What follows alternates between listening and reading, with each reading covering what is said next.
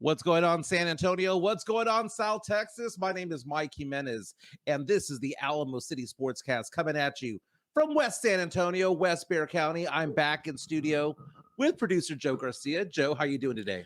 Doing good, man. We've had a busy morning, man. I had to go ahead and take my son to go get his driver's test. Nice. And of course, in DMV style, Yeah. that we get to the counter and they're like, "Oh, well, you got to do this next before you can even take your test."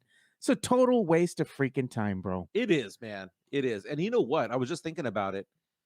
It's going to be a nightmare at HEB the next 48 hours or so because I saw the ice apocalypse is coming into town. Oh, you gotta buy all the toilet paper, all the water. It's gonna look like the beginning of COVID all over again. For those of you who don't know, it's gonna get down into the teens next week. I'm not even gonna be in town, so we got to figure that out because I'm gonna take my equipment to California anyway, just in case I can make the shows. But the fact of the matter is that I'm going out of town. I had a cousin. My cousin Ernie passed away. His funeral is next week, so I'm leaving this weekend. Yeah. But I'll take my stuff just in case I can make it out there. But I'm looking at the weather forecast for next week. Some sites saying it can get down to about 16 degrees. You showing it right? You looking at it? Chilling. You want me to show it on screen? Yeah, go ahead and show it on screen. There we go. Now, right now, when I look at it right now on Google Weather right now, it says low 20s with highs in the 30s on Tuesday. But if I go to my Apple weather on my iPhone, it goes out and says that it's going to get down into the teens. And I don't know if it's going to get icy. I wonder if kids are going to be home from school or whatever the case may be. It's 20 degrees. It's too cold to function here in San Antonio. It is. It is. And it's funny because people make fun of us from up north when it comes to it. But again, my name is Mike Jimenez. That is Joe Garcia. We do this show Monday through Friday. We start off right around 10 o'clock, sometimes around 10:15, go for about an hour, hour 15. We're live on Facebook, live on Twitter, live on YouTube. Please subscribe to our YouTube channel. Like and subscribe. If you're there already, like and subscribe. And you can also be part of the chat, part of the show by chatting with us on our private stream on our YouTube channel. We have a lot to get into today. Yeah, we do. First and foremost, forgive my Jimmy Johnson moment here, but how about them Spurs? Yeah, man. Spurs getting their 6th victory of the year, beating the Detroit Pistons 130-108 in the Toilet Bowl. The battle of the two worst teams in the NBA. Victor Wembanyama got his first career triple-double and also broke a record in the process. But then the chat lines opened up on Twitter, Spurs Twitter going back and forth saying that, this just proves that Victor Wembanyama is going to win Rookie of the Year. And not so fast. Pump the brakes a little bit on that. Don't get me wrong. I want Wemby to win Rookie of the Year. I think it would be amazing for it to be a San Antonio thing of the number 1 overall draft pick, David Robinson, being Rookie of the Year, and then Tim Duncan, Victor Wembanyama. I want that tradition to continue. The three-peat. Right. Yeah. I want it to continue. So I'm not being a hater, but I'm actually being a realist. Come on, Mike. You know you're the San Antonio Spurs biggest hater by Spurs Twitter, man. Everyone says that, you're just being a contrarian, man. You're just doing this because, no one pushes back on you. So we're going to have somebody potentially call in. A pop stand. He kind of got a little bit upset when I called him. What did I say? He's a pop apologist. Yeah, apologist. Greg Popovich turning 75 years old this month. We'll also get into the fact that other coaches that are in their 70s no longer have a job.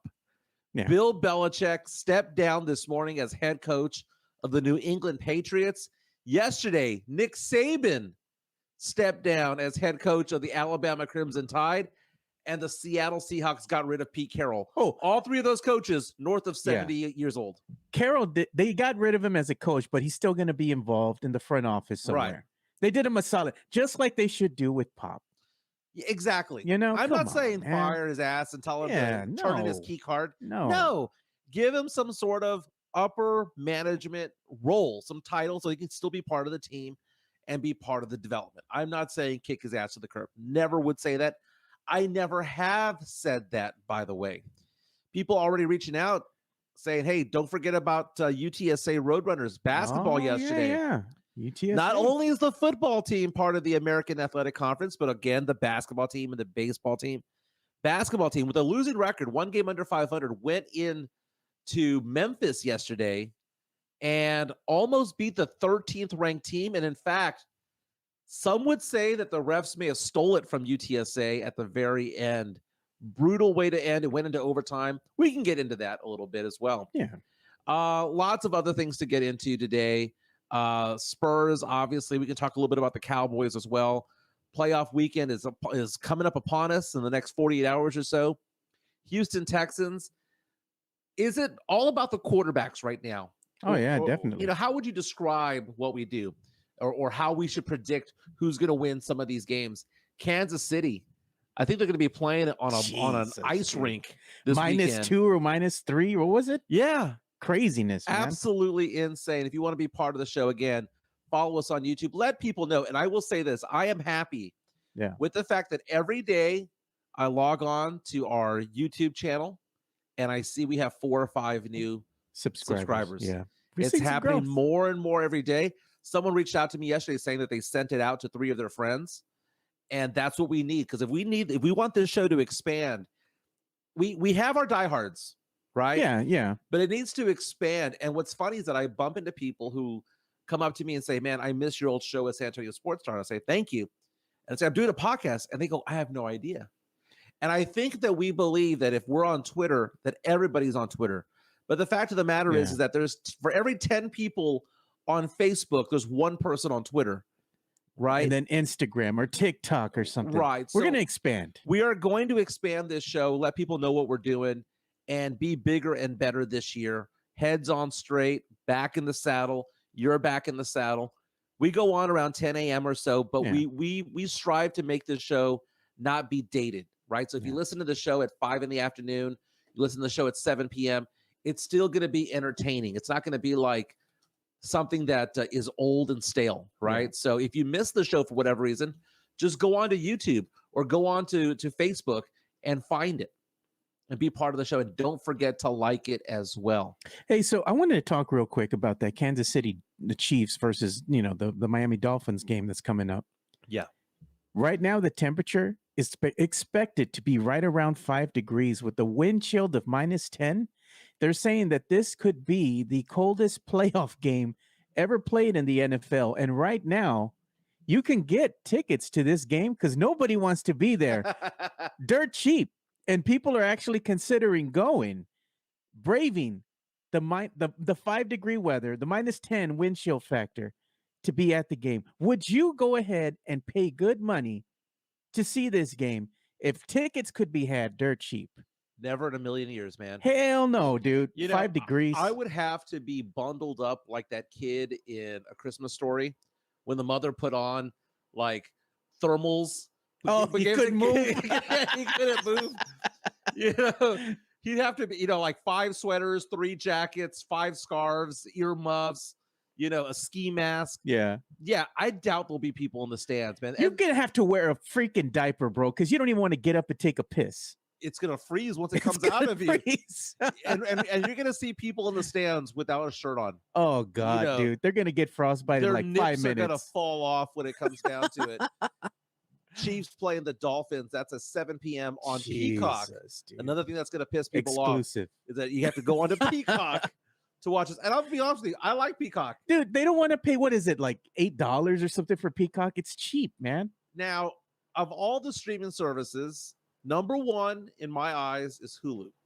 Hulu's good, dude. I like Hulu. Number 2 is Max. Oh yeah, I get that for free with AT&T. Right. Yeah. Number 3, I say Netflix. It's a toss-up. But I spend more time on Peacock than I do Netflix. Yeah. Well, it's a toss-up. At Netflix, number 3, it's Netflix and Amazon Prime are neck and neck. Amazon Prime has a way to go. They have a lot of good stuff, man. They had that movie Air. Yeah. With Jason Bateman and that was Matt a good Damon movie. And Ben Affleck. That was a good movie. But it's few and far between, man. Max has all the good movies. Hulu has all the good TV shows. Peacock has what puts me to sleep at night, which is Dateline. Oh, God, like if you like true crime, my wife watches Dateline all the time. Every day, I watch at least one dude. episode of Dateline every day. Goodness, that kind of came out of nowhere. Well, let's go ahead and get the show going, man. Let's go ahead and get the show going because last night celebration for Spurs fans because Victor Wembanyama posted his first career triple-double, and the dude did it in only 21 minutes, talking about 16 points, 12 rebounds, 10 assists. Gonna be honest with you, at that point, my friends and I took a shot in honor of Wemby. The three of us were Fireball. on FaceTime. You taking fireball shots? I had Southern Comfort. Okay, so you're moving up a little bit. It's what I had in the fridge, right? I was out of Fireball. So I took a SoCo, right? And we were excited. And the three of us typically get together to watch games and whatnot, but we didn't last night. We were at our respective homes. We got on FaceTime, and we did a shot together to celebrate Victor Wembanyama. Yeah. I was watching the game with my nephew, Jacob, and we were talking about it. And going into the fourth quarter, we're like, man, he needs like 3 assists. And then he got one, then he got another one. And you could tell that they were reading the box score. You could tell because they knew that he needed one more assist. And Wemby was deferring more down the stretch, you know. Normally he would kind of pound the ball in and take it up himself. He was trying to find a guy. He wanted that triple-double. I haven't seen any interviews afterwards, but you know that he knew that he was close to a triple-double. Yeah. And that's a big thing. And he gets it off of a Doug McDermott three-pointer. And as the ball's going in, I go, come on, Dougie. Come on, Dougie. And it went in, and I got all excited and celebrated the fact that Wemby posted his first triple-double. And it wasn't with blocks. It was with assists. 16 points, 12 rebounds, 10 assists in just 21 minutes. Yeah. It is the fastest triple-double ever. Wow. By somebody who, I'm sorry, let me look at my notes here because I'm saying that incorrectly here. He is the youngest person to ever get a triple-double with no turnovers. Wow. Okay. He is the second fastest to get a triple-double. Russell Westbrook needed just 20 minutes one time to get it. But he shot 6 for 16, was 0 for 4 from 3, knocked down 4 of 5 from the free throw line. Spurs went on to win 130-108. They pulled him after 21 minutes. Again, the minutes restriction is set at 24. Sometimes he goes to 25. But they've been really, really key on him having that minutes restriction. So what I wanted to do was celebrate this. Okay. I wanted to celebrate this. But Spurs fans kind of rained on my parade a little bit. But I want to see this comment right here by Rudolph Gonzalez. What's going on, Rudy? It says, I think Wemby is going to record the next quadruple double. I'm not saying this season, but I'm just saying he's going to be the one.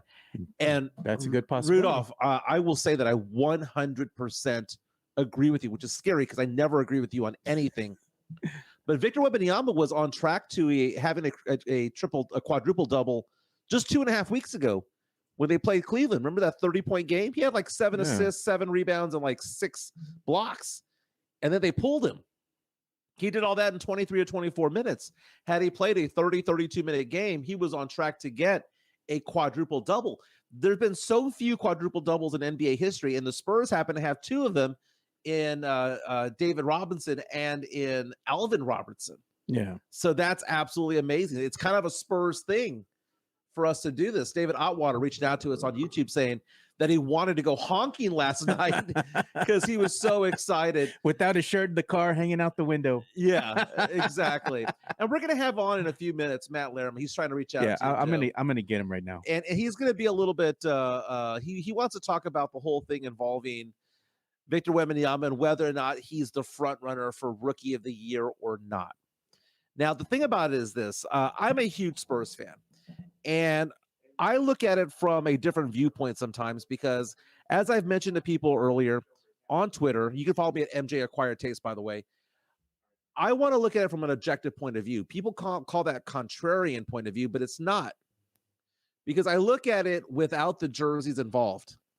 If we took a Spurs jersey off of Victor Wembanyama and we put on a jersey of the Houston Rockets, for example, yeah, would we have the same reaction to it all? Because sports is very much like politics. Right now in sports right now, you see a lot of Cowboy fans who believe that Dak Prescott should be the MVP over Lamar Jackson. They will go off and say, hey, we won the division. You know, he has more passing yards. He has more touchdowns and things like that. The only thing that Lamar has more is more rushing yards. Yeah. But then again, I bring up the fact that, well, as a team, as a collective, They beat San Francisco. The Ravens did. They beat Miami. They beat the living crap out of Detroit. They beat Arizona, whereas the Cowboys either lost to those teams or struggled against those teams. Yeah. I do have Matt Lerner on the line now. We do. Okay. But before we get him on, just one quick second about that.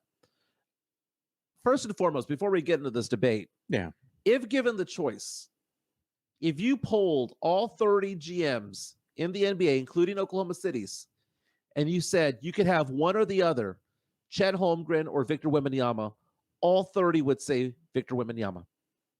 If you ask me, I would have Victor Wembanyama, okay? Because Chet Holmgren is a star, and he's probably going to be an all-star this year. He'll be the first rookie all-star since Blake Griffin.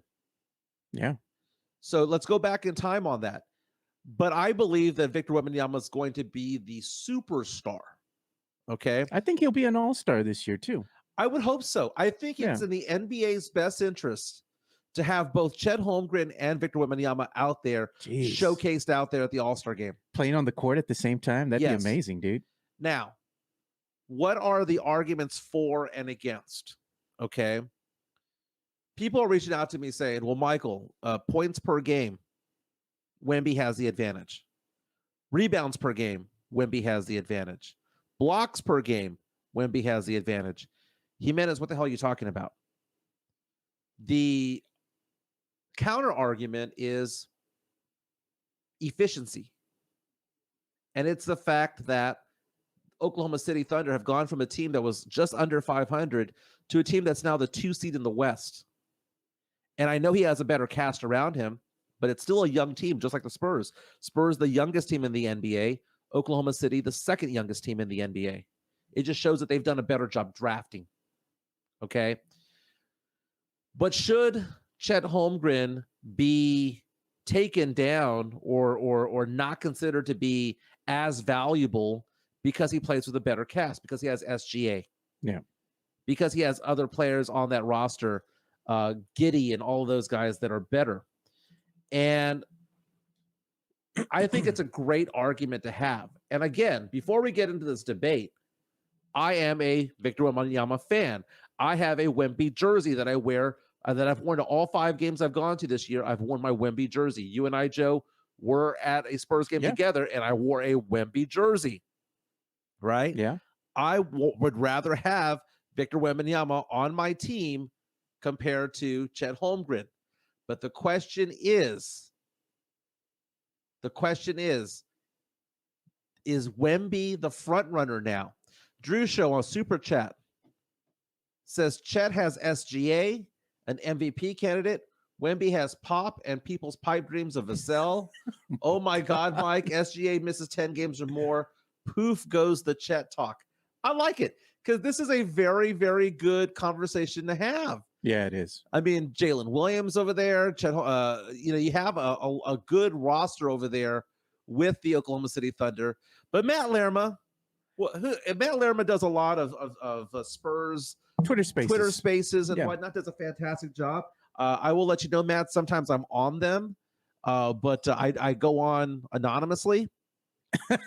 I don't put down that I am on there, but I listen to them from time to time. Yeah, Matt Lerma, if you're there, how you doing, my man? I'm good, guys. Thanks for having me on. So, Matt, you got mad at me a couple of weeks ago. Do we have to clear the air here? I called you a pop apologist, and you kind of gave me crap. Were you okay? I don't understand whether or not you're mad at me or frustrated or you're trying to get at me. But when I called you a pop apologist, what was the emotion that you had there?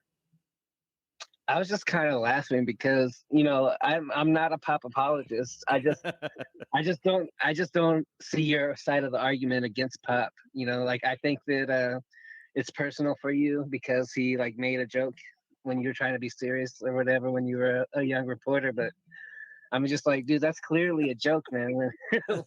When he's all like, "Oh, you don't like the color of the bitch," that's a joke, man. That's a sign that he likes you. You were took it personal, man. No, that there was other things about him. I won't get into the fact that I almost got into a car crash with Pop. Oh my God! Is this another tall tale? Jimenez tall tales continue, bro. It happened on 35 in Brooklyn, downtown, or 35 in McCullough. I apologize, downtown. We almost got into a car crash. Didn't hit. There was no collision, but I threw my hand up in the air, and he kind of gave the whole "my bad" with his hands. Okay, so that happened a long time ago. It's when they were practicing over at Incarnate Word back in the day, and he was making his way towards downtown. Okay, neither here nor there. You know what? That is kind of like the Bigfoot sightings. They never have a clear picture or video of Bigfoot. Yeah. And this is the same thing that happens with Jimenez's tall tales. There's never proof. Yeah, cell phones did not exist back then. So let's go ahead and talk about the Spurs and Victor Wembanyama. Spurs won last night 130-108. I will let everybody know that I predicted the Spurs would go on a 4-game winning streak. This is number 1 out of 4.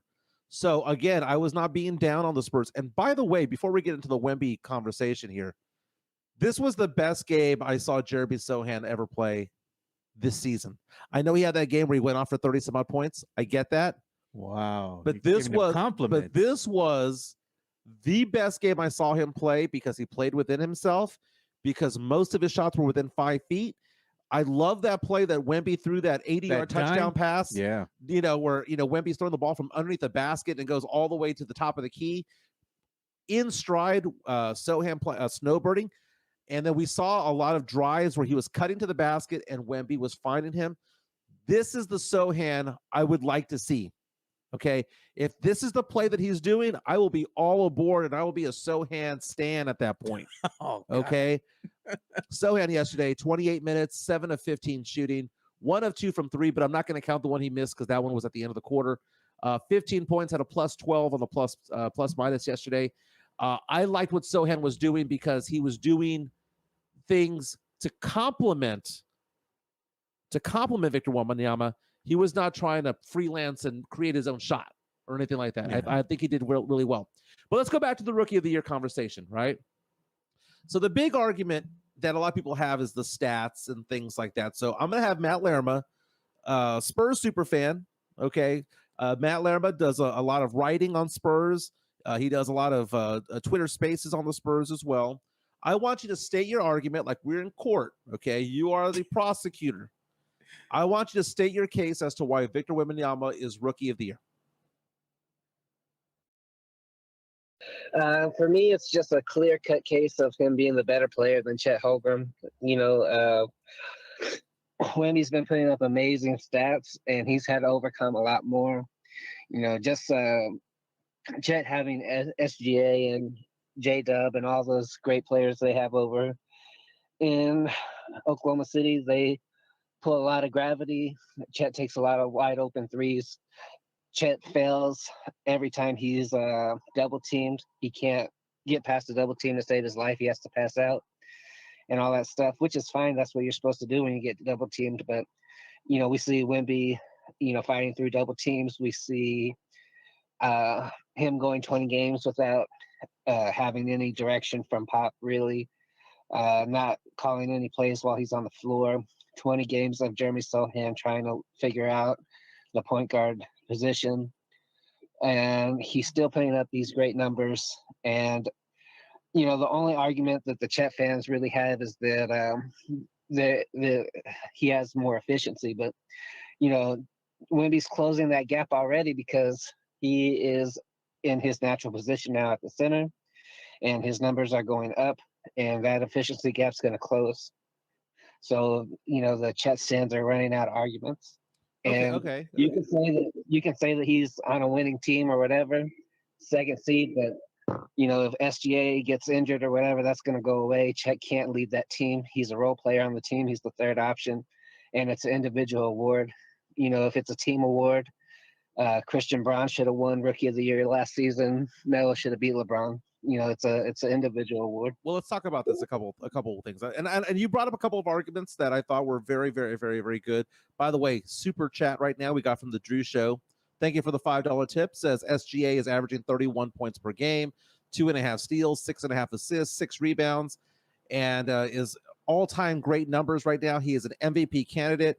Chet is riding the coattails. He's essentially what Drew is saying when it comes to that. So I will agree with you, Matt, that Victor Wembanyama is closing in on getting this prize. Okay? The point I'm trying to make is that right now, January 11th, 2024, Chet Holmgren would win. Okay. I'm not saying that Wemby won't win. I'm saying that right now he's behind. And it's a 2-horse race. So it's not going to be a 3-horse race. Chet was named the Western Conference Rookie of the Month in November and December. Wemby will probably get it in January. And a lot of people reached out to me and said, Michael, we're barely halfway through the season. Well, you know what happens at the halfway point of the season? We have the All-Star break. And it would be tragic. And I want to prepare Spurs fans for the idea that Chet Holmgren might be an All-Star this year and Wemby might only be in the rookie game. Now, I'm going to give some arguments as to why Chet Holmgren has an advantage that Wemby doesn't. Okay, so here's an argument, I guess you could say, for Victor Wembanyama. This is Chet Holmgren's second year in the NBA. First year, he didn't play any games because he got hurt in the preseason, right? So he's been around the NBA a lot longer and knows the ins and outs and has done the traveling and all of that stuff and understands the game and has been able to witness coaching and witness NBA action up front from the get-go. He's also older. He's going to turn 22 years old before the season ends. Okay? So if you want to use that as an argument against Chet Holmgren, I would 100% buy that. The second thing is saying, okay, well, he's on a better team. He's not the number one option. He's not the focal point of the defense. Okay, I can buy that.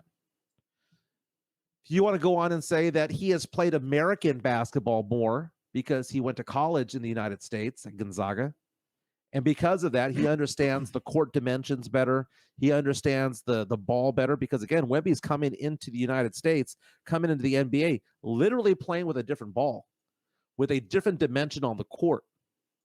And he's still able to kind of do what he does. Here are the stats comparison between Chet Holmgren and Victor Wembanyama right now. So those are legit arguments against Chet Holmgren and in favor of Victor Wembanyama. But let's talk about for the career. So this shows the last 5 games, right? This shows, but I have the stats over here on my computer here. If you want to go onto mine, we'll go ahead and do that. Victor Wembanyama this year is averaging 19.2 points per game. Chet Holmgren 17.9. Wemby is averaging 10.2 rebounds. Chet Holmgren 7.4. The assists 3.1 for Wemby, 2.7 for Chet Holmgren. And if you want to go into other categories like blocks, I believe it's 3 for Wemby and about 2.5 for Chet Holmgren. So when it comes to the traditional numbers, Victor Wembanyama has an advantage over Chet Holmgren on all the traditional numbers. But when I follow sports, though, traditional numbers oftentimes get thrown out the door. Okay, because kind of like in baseball, that's like getting excited about batting average. It's like getting excited about RBI and home run. But really, the people who do the science of baseball, who do the money ball aspect of it all, focus on things like slugging percentage and OPS and OBS and all of those different whips and wars and all of that stuff. They focus on that. And what I look at over here is, and this is where Wemby needs to close the gap for me to solidify this, by the way, is the fact that when it comes to effective shooting percentage, Wemby's at 49% and Chet Holmgren is just under 63. Oh, so we got a comment here from Drew. So real fast. So what does that mean? What does that mean? That means for every 100 times Wemby goes up for a shot, he scores 98 points.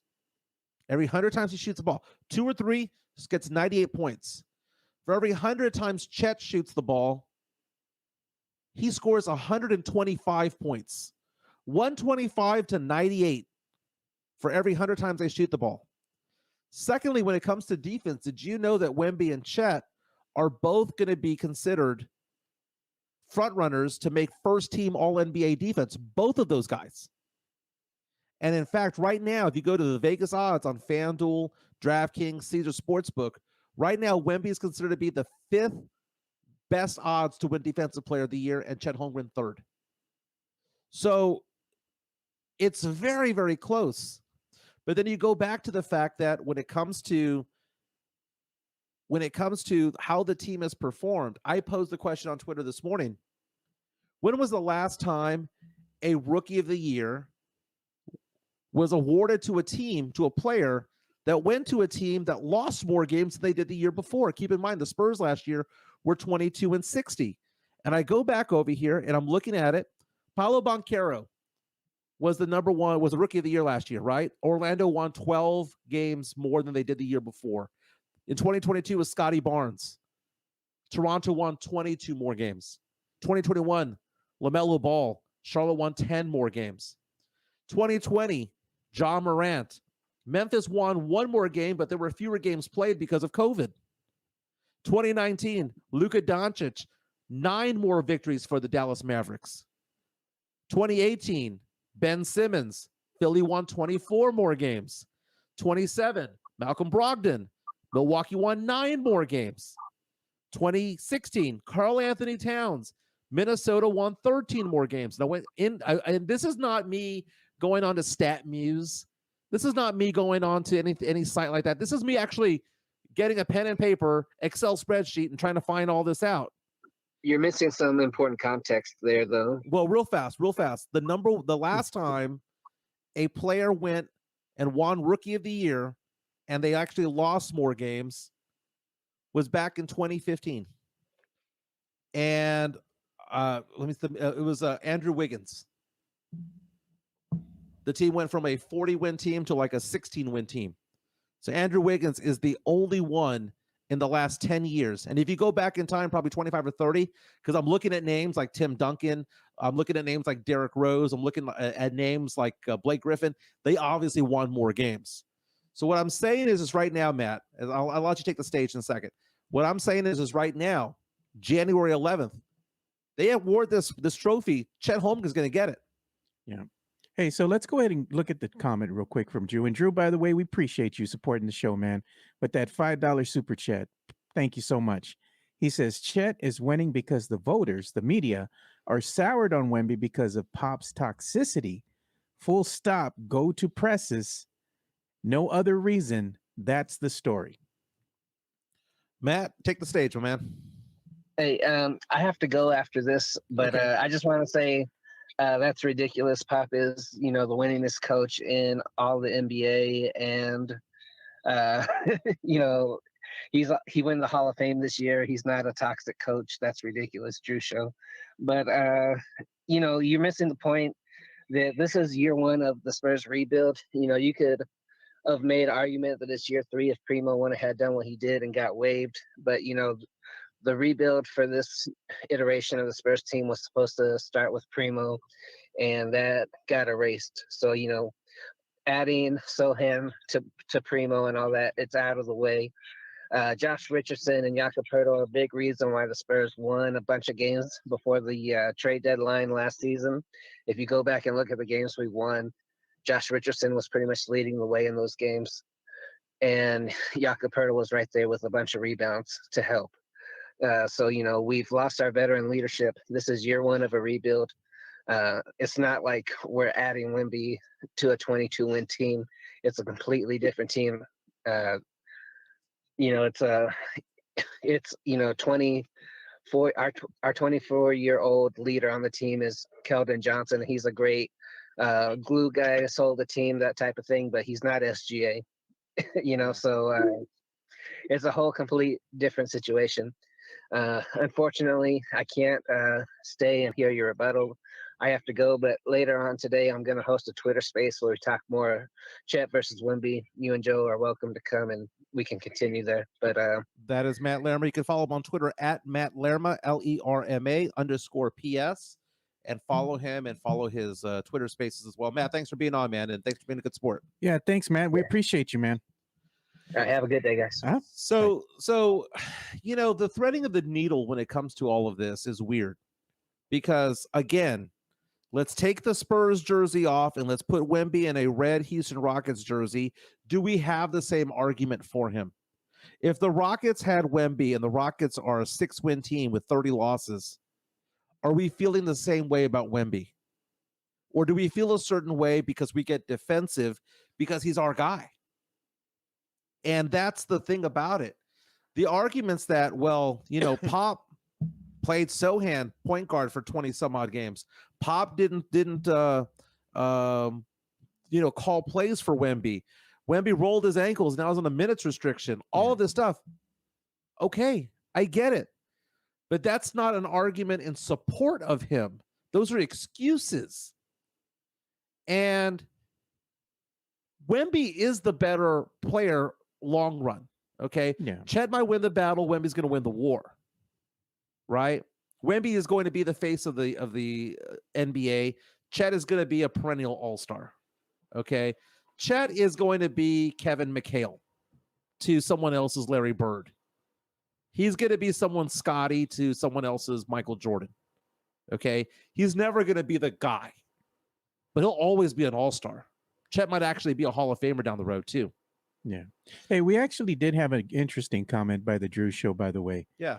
He went ahead and gave us a $2 super chat there. He said for us to go ahead and read the comment that he had put after the comments that he said about Coach Pop. So this is what he's saying. He says, Pop is actively campaigning to cool any and all Wemby talk because of his BS ideas of fairness and democracy and his fidium of the Spurs team. Well, I mean, if you look at the Spurs, they didn't even promote the fact that the All-Star voting was underway. It's like they're trying to take away any accolades from Victor Wembanyama. I mean, think about that. Every team out there promoted the fact you can vote for your favorite Spur, your favorite Laker, your favorite Clipper, your favorite Nugget, your favorite Buck. But when it came to the Spurs, it was like, what All-Star voting? What are you talking about? They haven't put anything out officially, by the way. And what other team is doing that? Spurs, only the Spurs.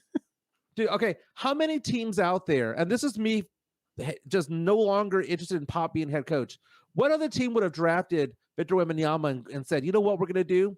We're going to have a power forward who's never played point guard before play point guard. What other NBA team would have drafted Victor Wembanyama and said, you know what we're going to do? We're going to go 20 games without you having any plays called for you. Just figure it out. Just go out there. Just go hoop. Go play ball. Yeah, but a coach gets paid to coach. If Wemby doesn't win this award, it may not be because Chet Holmgren is better. It might not be because Oklahoma City is a better team. It might be because the Spurs restricted him so much and didn't do enough for Wemby to actually get this award. It's absolutely insane. And then the All-Star reserves, the NBA All-Star reserves, right, are going to be named in what, about 3 weeks or so? Yeah, 3 weeks. And the predictions are going out there, and Wemby is on the fringe right now of being an All-Star. The question is, what happens if Chet makes it and he doesn't? Bleacher Report, when they did that article about 2 weeks ago, they said that they believe that Chet Holmgren was going to be named the last All-Star of the Western Conference. I want Wemby to win it. Look at the Drew Show again. He says, Wemby had the triple-double yesterday, 21 minutes, and the youngest Spur ever. Pop at the press conference says nothing. Talks about Trey's pocket pass. That's straight-up toxicity. He's saying how Pop isn't actively advocating or going out of his way to give Wemby, it seems like, any accolades, when he has a great game. And why is that? Why it's odd. And it's so bizarre. This is like having the hottest wife in the world and telling her to wear a potato sack out to town. It's having Taylor, man, in your corner, right? Yeah. Don't show her on camera. Let's keep that secret. Yeah. You don't want Taylor Swift out on the TV. That's good for business, man. The narcissism that is Greg Popovich, and he wasn't necessarily always that way. Yeah. But right now, what have we seen? We've seen the Spurs not promote Victor Wembanyama for the All-Star team. Yeah, nothing for voting. We've seen Pop take a microphone from a PA announcer to say, "Don't boo Kawhi." So Greg Popovich turned 75 years old this year. Greg Popovich is the oldest coach in NBA history. He turned 75 on January 28th of this year. Now, there's about 3 coaches that are close to the same age as Pop that either got the boot or stepped down yesterday, talking about Nick Saban at Alabama, Bill Belichick this morning with the New England Patriots, and also you had Pete Carroll with the Seattle Seahawks. He was asked to step down in a nice way. You know what, Pete? We're going to do you a solid. We'll put you in the front office, brother, but your coaching days are over. Someone should have just told Pop, hey, this is the cool thing to do for those of you in your 70s. Yeah. You know, just this is the cool thing to do. You know, you don't have to be a Walmart greeter. We'll put you in the front office. All the other legends are doing it. You know, Bill Belichick, by the way, I believe 6 wins away from the all-time coaching wins list, number 1 spot that's held by Don Shula. And people were saying the question, well, why not just keep him around till why not keep him around until he breaks the record? Well, that might take 2 or 3 seasons because the Patriots suck. Jacob Eric, NATO was formed the year Pop was born. Jesus, bro. New England Patriots coming off a 4-13 season. There are rumors out there that Bill Belichick might actually still want to coach. And you know how Tom Brady went from New England, won all those rings, then he went to Tampa to get number 7. Bill Belichick and his 7 rings, he's 71 years old, might want to go someplace else. And the rumor is that he might be a front runner for the Atlanta Falcons. Nobody wants to coach the Falcons, dude. Come on. I mean, he'll get a top quarterback prospect. They'll dump Desmond Ridder, right?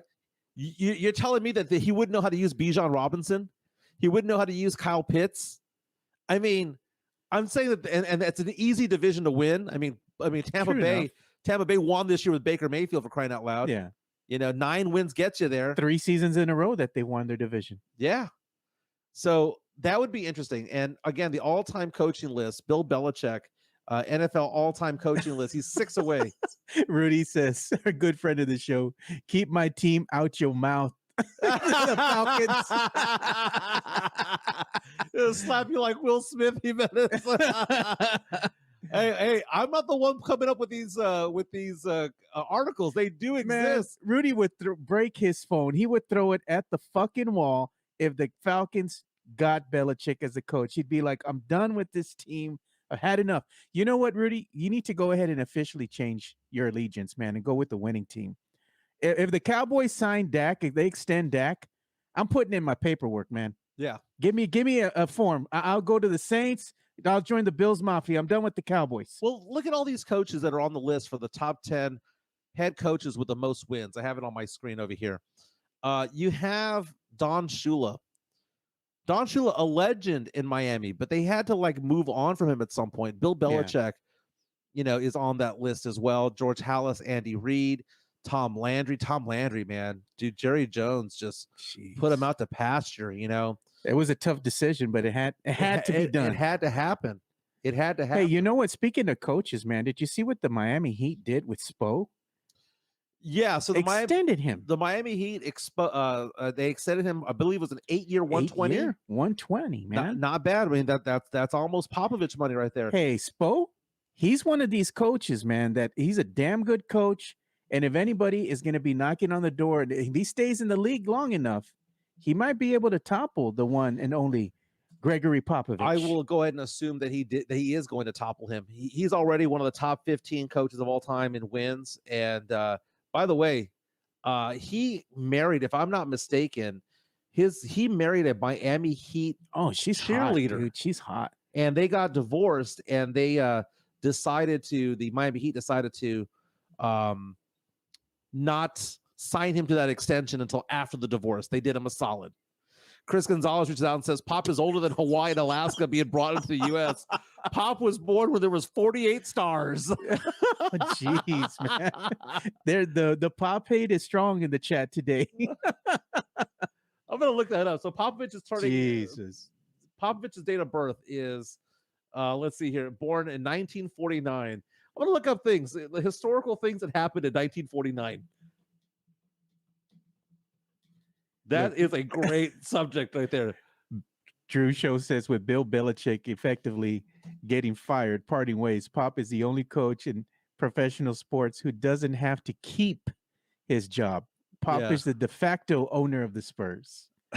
That's true. Hey, look at Rudy says something good, and I agree with this. He says, Spo is the best coach in the league, and there is no argument there. Said what I said. And I believe that. We've said that as the same thing here on the show as well. Yes, he is. He is. Oh, man. Jason, our good friend Jason Garcia is leaving, dude. He's retiring. He's moving on to Portland. Yeah, I was Thanks, at his go-away Jason. party the other day. Yeah, man. I didn't get to make it because I was working, but you know what? We wish you the best, Jason. Hope you have a safe trip, man. And I'll contact you later on today, man. Me and him said, because we kept missing each other because I was busy at work. So I told him, he told me we'll do a video chat. So I'll hit you up later, brother.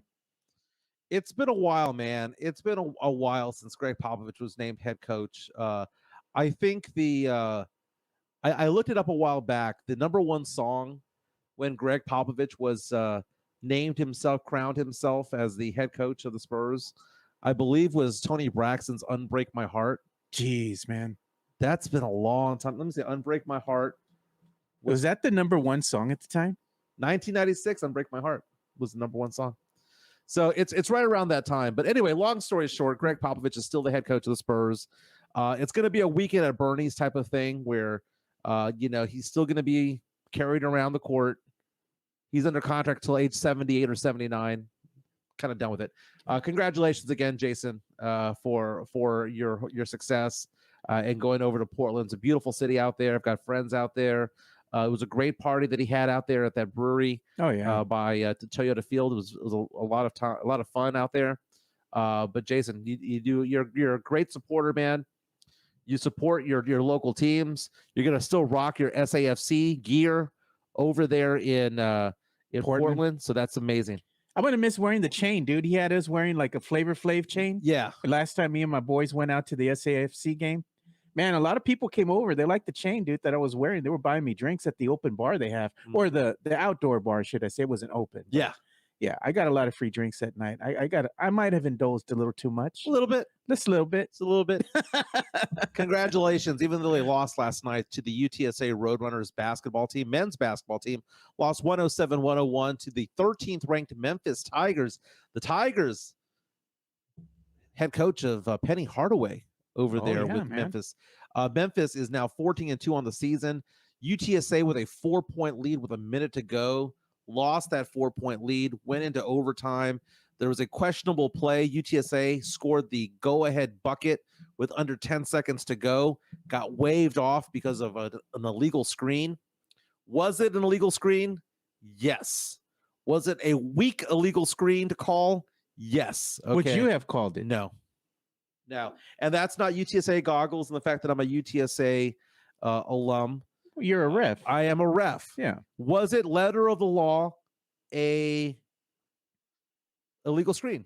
Yes. He was too wide of a stance. But you would not let that decide the outcome of a close game. Well, no, you can have that decided. Yeah. It was so weak of one. I mean, like that type of screen is done hundreds of times in the game.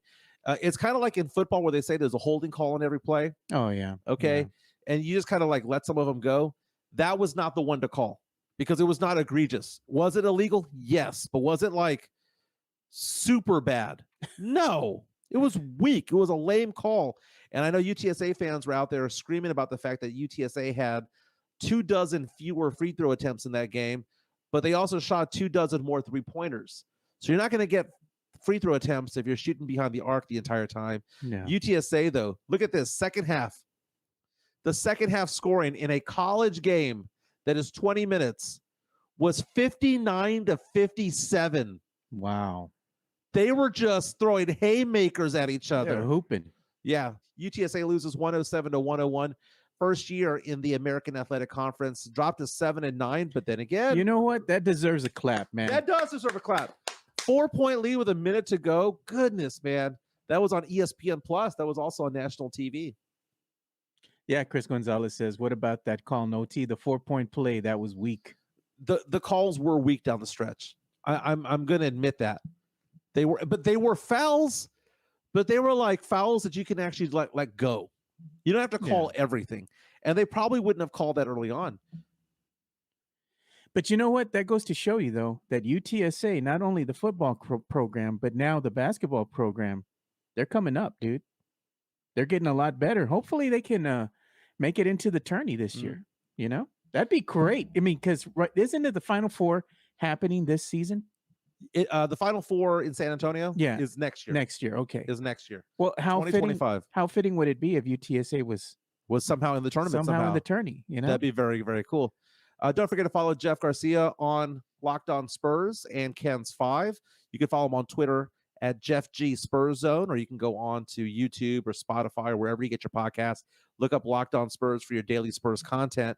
He has a story that he wrote, and he's quoting Greg Popovich here as saying, as the future goes, we'll see how the guys stick, which guys don't, that sort of thing.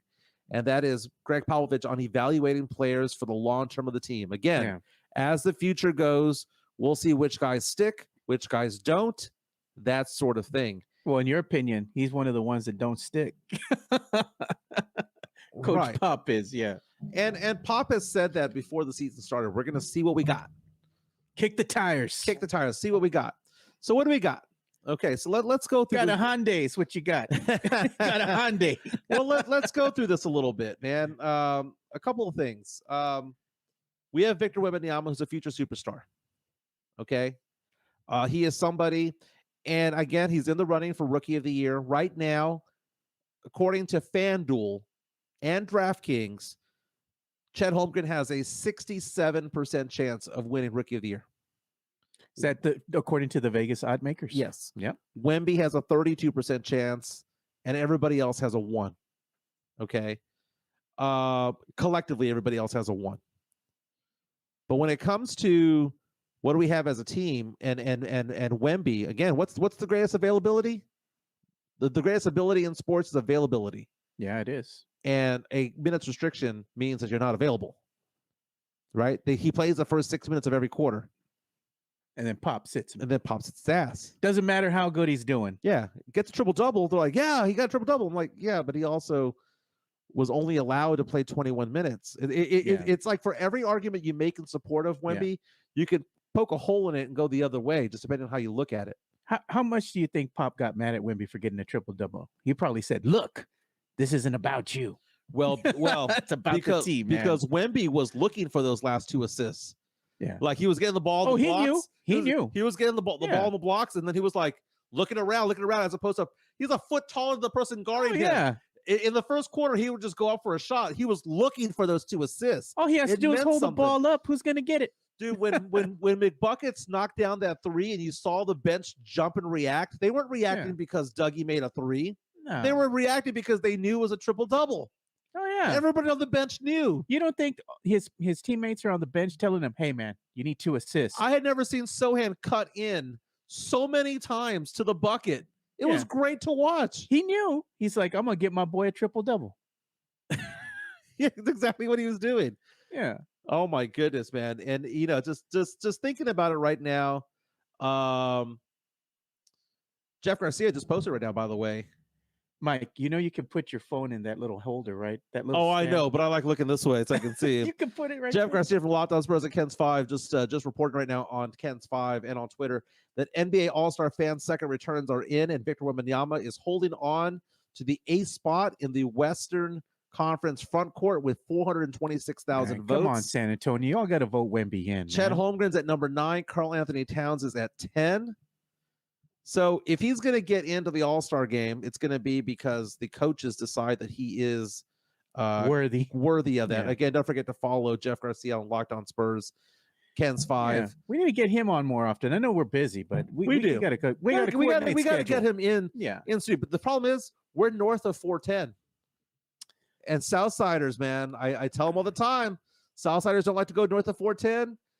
Northsiders don't like to go south of 410. It's like a dividing line between the two. I go everywhere, man. Jeff's a good guy. I go everywhere too. I go wherever the party's at, baby. Yeah. I'm a man of the people. I have the pulse of San Antonio. Yeah, as long as you keep Jimenez indoors, he's good. He's good. I'm an indoor dog. I'm the Dak Prescott of people. You can only win inside. So let's see who the Spurs have. The Spurs have Wemby, right? Vassell, I like Vassell. There's a lot of Vassell slander going on out there. I'm still a supporter of Vassell. Keldon Johnson is showing his role, man. That guy is a good 6-man. He's a good 6-man. Sohan, it's not so much that he's going back to his original position. It's he has to realize, and it's not so much him, because maybe it's not him. Maybe it's Pop looking at Sohan thinking, wait a minute. Did you ever see those memes of Peter Parker from like Spider-Man? It's where he puts the glasses on and it looks like one thing, and then he takes the glasses off. Oh yeah, and it's something else. Shit. Yeah, can't see shit. Does he put the glasses on and think, I have Kawhi Leonard? And then you take the glasses off, and it's Jeremy Sohan. Yeah. But Sohan yesterday, I know he had that game with 30 plus points, right? Where he was knocking out all these shots. No. I was most impressed by yesterday's performance, where he was running the court, catching passes from Wemby, when he was cutting to the basket, when he was doing little baby hooks, when everything was within 5 to 8 feet. Man, I want He's that money, Jeremy man. Sohan. He's money. I want that Jeremy Sohan. You don't want him 15, 20 feet out trying to shoot a jump shot. I don't want him trying to create shit. Just feed it to him. I want him to be cutting to the basket and lay it in. I want him to create a shot by doing a little baby hook. If he turns into that guy and plays some decent defense, then I want that guy on my team, and I will become a Sohan stan. Okay? But if Sohan is out there trying to play point, if Sohan is out there trying to be the second coming of Kawhi Leonard, no, because that experiment failed a long, long time ago. I like where this guy, Chris Gonzalez, is going for the pop culture segment of the show. And maybe that's what we need to do too. Women of the 80s who were hot, but we don't know their name. Charlotte Lewis from The Golden Child. That's one of the movies that I want you to go see. Isn't that with Eddie Murphy? It was from the 80s, man. It's a weird movie, but it's a good movie. It's not anywhere near Big Trouble in Little China. You'll get through this one. Let's go to pop culture for a little bit. Yeah. And I'm looking up a photo of her right now on my screen here. I was on TikTok last night, and you go on the For You page. Yeah. And there was a pretty attractive woman that was there, and I couldn't figure out who it was. And it turns out it was Alyssa Milano. And I was like, man, Alyssa Milano's still looking good after all these years, right? There's a whole lot of crazy in that, dude. Yeah. Yeah, wasn't she dating like baseball pitchers all through the 90s? You got me, bro. Like Brad Penny or something like that? Yeah. So anyway, it was this whole thing where it was this reel where she had all these clips of all these like superstar actors over the years who, when asked who was your first celebrity crush, they all said Alyssa Milano. It was like a Hemsworth brother. It was like all of these stars from, Chris Pratt and all those guys, and they all said Alyssa Milano, Alyssa Milano, Alyssa Milano. But she was all sorts of crazy, man. She was not Shannon Doherty crazy, but she was some sort of crazy. All the crazy ones do bad things, Mike. That's why guys are attracted to crazy girls. Alyssa Milano, though, she had it going on, man. That was the thing. And even today, Alyssa Milano's 51 years old. You know who else was cute? Drew Barrymore, dude. Never got into her, man. She was cute, man. Do you know who I saw yesterday on TikTok was Debbie Gibson? Hey, she still looks good for her age, man. I ain't gonna lie. Yeah, Debbie Gibson yesterday on TikTok. Here it is. I found it. Let's see if we can play this one. Yeah, go ahead. I don't know if it has the audio. We can't hear. Okay, but look at her, right? She's talking about the 35-year anniversary of the song Lost in Your Eyes. And I'm telling you, dude, Debbie Gibson is still a smoke show deep into her 50s. Okay? I'm not saying that she's Sydney Sweeney, all right? Yeah. But what I'm saying is, dude, for her age, she's an absolute 10. How old is Debbie Gibson, by the way? Oh, dude, she's up there in age, but she still looks great, dude. She looks great. 53 years old. She looks amazing. Looks great. Do you know who I got to hang out with one year? Oh, here we go. Tall Tales. Oh, no. Tall Tales. Get this off the screen. I'm gonna find it. I'm gonna find it. About 5 or 6 years ago, I got to meet the singer Tiffany. Oh, hey, she was hot from back in the day, dude. How's she held up? Gonna be honest with you, not that great. You could see the mileage. A little bit, man, a little bit, but it was funny. No, we had a a party for my brother-in-law for his birthday, actually for my sister-in-law for her birthday, and we actually had her go to a party in New York City where my family's from, or where that part of the family's from, and she was out there celebrating with all of us. Wow. Oh, look, there it is. Let's go ahead and show her. There you are. Oh, there's a picture. So this isn't a tall tale. That's a tall. This actually happened. This all happened. This was back in 2016. There's Tiffany. Wow. We have more photos of her. She did a mini concert for us that day. There's the concert right there. That was my sister-in-law's birthday party. We were at a bar in New York City. Pretty cool, man. That is pretty cool, dude. So you see, not all the stories I tell are fake. You know, I mean. So you admit you tell fake stories. You embellish. Not at all, man. This is there she is. There's Tiffany. She's singing "I Think We're Alone Now." Ah, okay. There doesn't seem to be anyone around. You know what? That's what we need to do. When we hit 1,000 followers, I will hire a musician to come in here and play at least 2 acoustic sets for us, right? 2 songs. Yeah. Where we do karaoke along with it. You got to pick a song. I'll pick a song. We'll have my guy come in here and play an acoustic guitar while you're singing. Have you ever done live band karaoke? I have not, dude. But I want to do that for my birthday. There's an actual band performing. Yeah. Dude, oh, by the way, I have a photo up right now that I wasn't expecting to post up there. But doesn't Duncan look like Kung Fu Panda? Kung Fu Panda. Hey, by the way, man, congratulations. You got the job. You know? Yeah. So that means that you're going to be employed. So I was jokingly having fun with Mike, and I was telling him, you know, we need to go ahead and do something. Maybe we need to go ahead and get a benefit plate sale for Mike for the 4 weeks that you're not going to work, or you can let people pet the dogs. So I'm purposefully unemployed right now. Now, I am a financial advisor and planner, and I've decided to move my licenses from one broker to the other. And when that happens, you have to actually like stall your practice because you can't sign anybody new. So really between now and February 5th, I'm going to be twiddling my thumbs right now.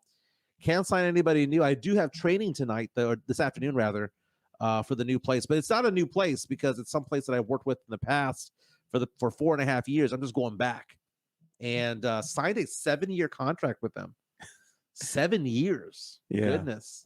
Everybody's a fan of what, you know, the videos we're showing of the women of the 80s.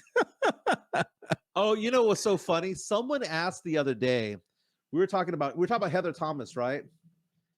It was Heather Thomas. What was it? It was the Battle of the Network Stars, right? Oh yeah, Battle of the Network Stars. Okay, so we were talking about that, and someone mentioned the fact that they were wanting to watch it. They wanted to watch it on a larger screen. So I gotta find it. They asked me to find it. Where was it on here? It was on YouTube. Yeah, but was it towards the beginning? I think it went a little bit further in, just a little bit further in. It wasn't very much. Dude, Heather Thomas was it. Smoke show, man. And that cameraman, he knew what he's doing. One day I'll find it, dude. Or maybe I'll just post it on Twitter or something because I think it's funny that a lot of people were like, dude, who is this girl? I'm telling you, man, that's the only reason I would watch The Fall Guy as a kid was because of her. And I brought it up because I was like, you know what? We're talking about 80s and women of the 80s. And I was like, you know what? They don't really talk a lot about her. You know, the actress from The Fall Guy. And when we looked her up, it was Heather Thomas. Dude, The Fall Guy, I mean, some of those shows from the 80s still hold up. I was talking to somebody the other day about Quantum Leap. The one from the 90s, late 80s, early 90s was good. Yes. With Scott Bakula. Yeah, that was good. And the other ones that held up that were still good, and me and Jeff talk about this from time to time. Airwolf, man. I don't remember Airwolf, Knight Rider. Would I have liked Knight Rider? Because I've never seen Knight Rider. Dude, you would love freaking Knight Rider. Come on. Are we talking Carmike? Are we going to have to do this? Are we going to have to do a Knight Rider revisit? I've done movie reviews. You haven't watched Knight Rider for real? I've never seen Knight Rider in my entire life. Oh my God, dude. We got to get you into Knight Rider, man. Is that like on Hulu or something like that? Oh, dude, it's probably on YouTube or something. You can watch it for free, I'm sure. I can't find Heather Thomas doing her thing on here. It has, that's how David Hasselhoff came to be, man, because of Knight Rider. The Hoff. The Hoff. The Hoff to me will always be Baywatch. It'll be Baywatch, but I'm just saying what put him on the map was Knight Rider. Jason Garcia asking the question, how sheltered is he? I don't know. I just didn't get into it, man. Head over fist saying that chick from Flash Dance rather. Sorry, the thing moved.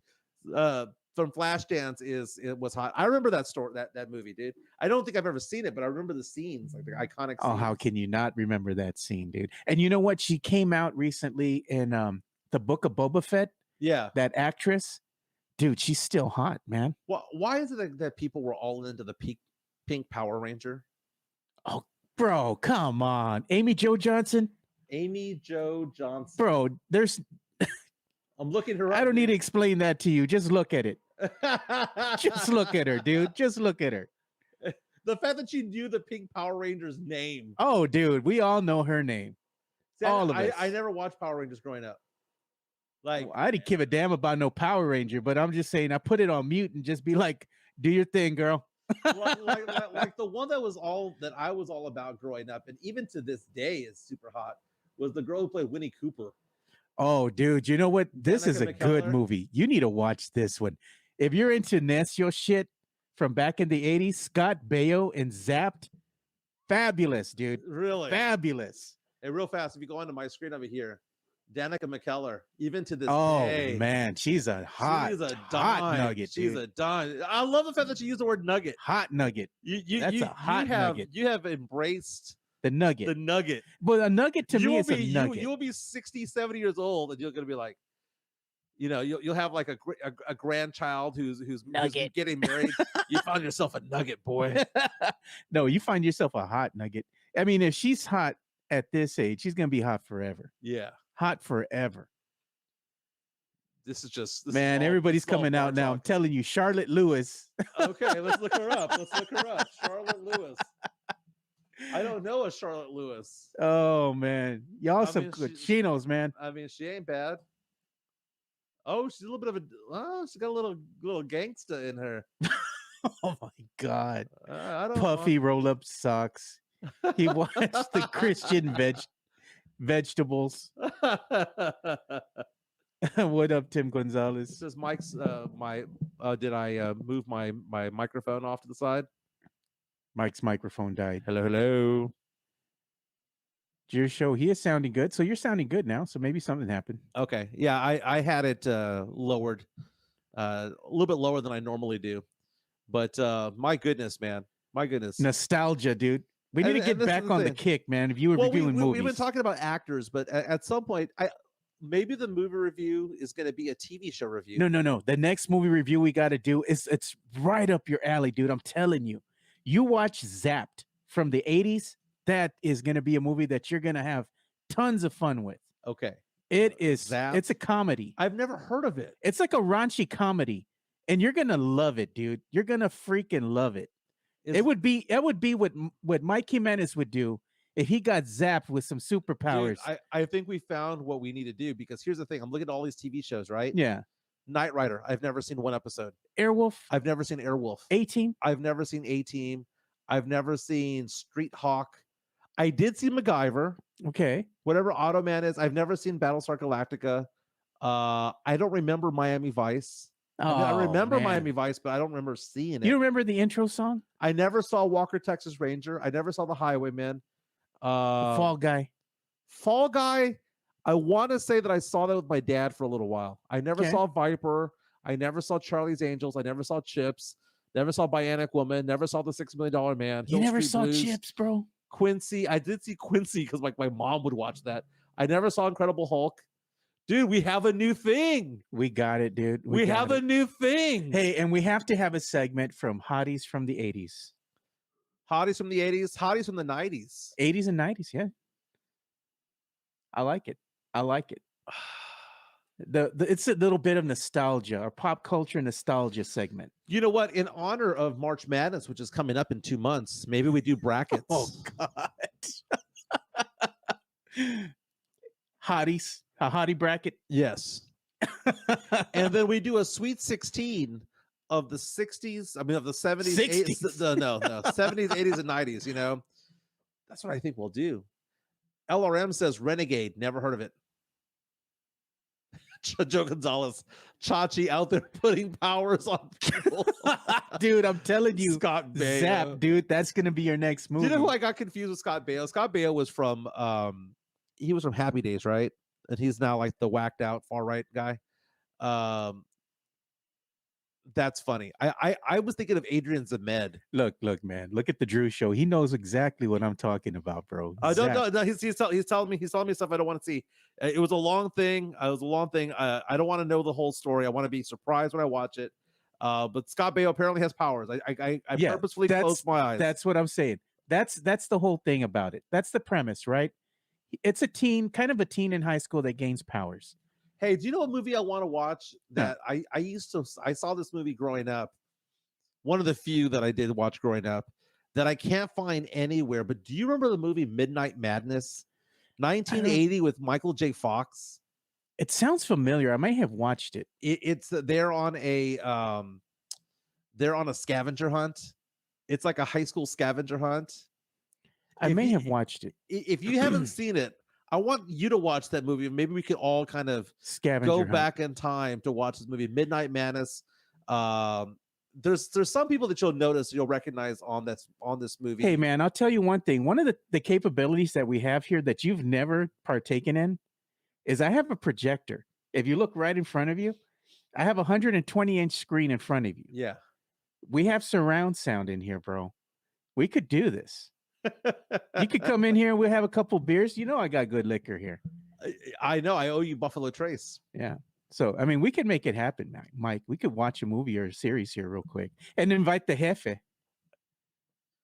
I still have to review Transformers 86.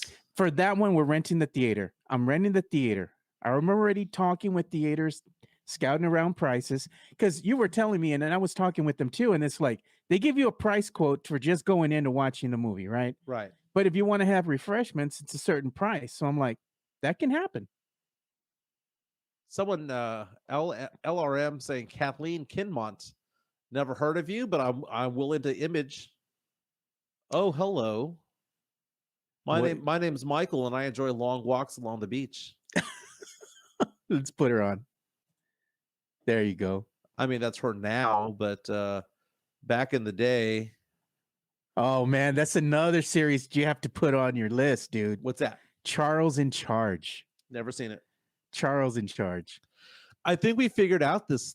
I'm glad that we had this conversation, this deep dive, which was not anticipated, because now we know that I did 2 years worth of movie reviews, and I have probably another year that I could do. Yeah. You know, when I was at San Antonio Sports Star, I never realized up until now I never saw TV shows. That's our thing now. My TV shows growing up were, I remember watching Night Court. Oh, I remember Night Court. Yeah. Marky Post might have been the first time I got a chub. Might have been Marky Post. She was cute. Bull, remember Bull, the tall guy, the guy that was it like a guard or something? He was out a guard, there? yeah. Harry Anderson was the guy. And I'm now watching Night Court on Peacock, the new episode, the new one, which has the girl who plays Bernadette on Big Bang Theory. We know who else was cute? That girl from that series Wings. Dude, I loved Wings, man. She was cute. That little blonde they had there. Very underrated show. Yeah. It was Tim Daly, I believe. Is what it was a good show, man. So in the 80s, I was watching Night Court. I watched Family Ties because Justine Bateman, Mallory. She was hot, dude. Justine Bateman, man. I watched Cosby Show because Lisa Bonet kind of did it for me. I watched Growing Pains in the early 90s, and I would sneak away to watch Married with Children, which still to this day is one of my favorite shows. Married with Children? Yeah. I mean, dude, you can't say those things anymore that Al Bundy was saying, but it was funny as hell. I watched Quantum Leap. Yeah. I watched Golden Girls. Golden Girls low key is funny, dude. It's still funny. It's great. Still funny, man. Aside from that, I cannot think of any other TV show. So I named the 7 shows of the 80s. You never watched Family Matters growing up in the late 80s, the 90s? That's the 90s. Yeah, I watched Family Matters. There was a show back in the day, back in the 90s that I really liked. It was called Step by Step. Oh, I remember that. Dude, they had some hot women on that one. Oh, I mean, the daughters were hot. Suzanne Summers, may she R.I.P. Yeah. was also on that show. What was the girl's name? Stacy Keenan. She was cute, Stacey dude. Keach. So Keegan, I think it was. Stacy Keegan. She's now a lawyer. She was cute, dude. She still is cute. Or she's like a district attorney or something like that. Yeah, now. she's smart. Yeah. Oh, I loved her, dude. I loved her. Yeah, dude. I loved her. And then you kind of dovetail into Saved by the Bell and 90210 and Party of Five and Melrose Place. And man, Tiffany Amber Tyson in Melrose Place was so much hotter than she was as Kelly Kapowski. No, she came out in 90210.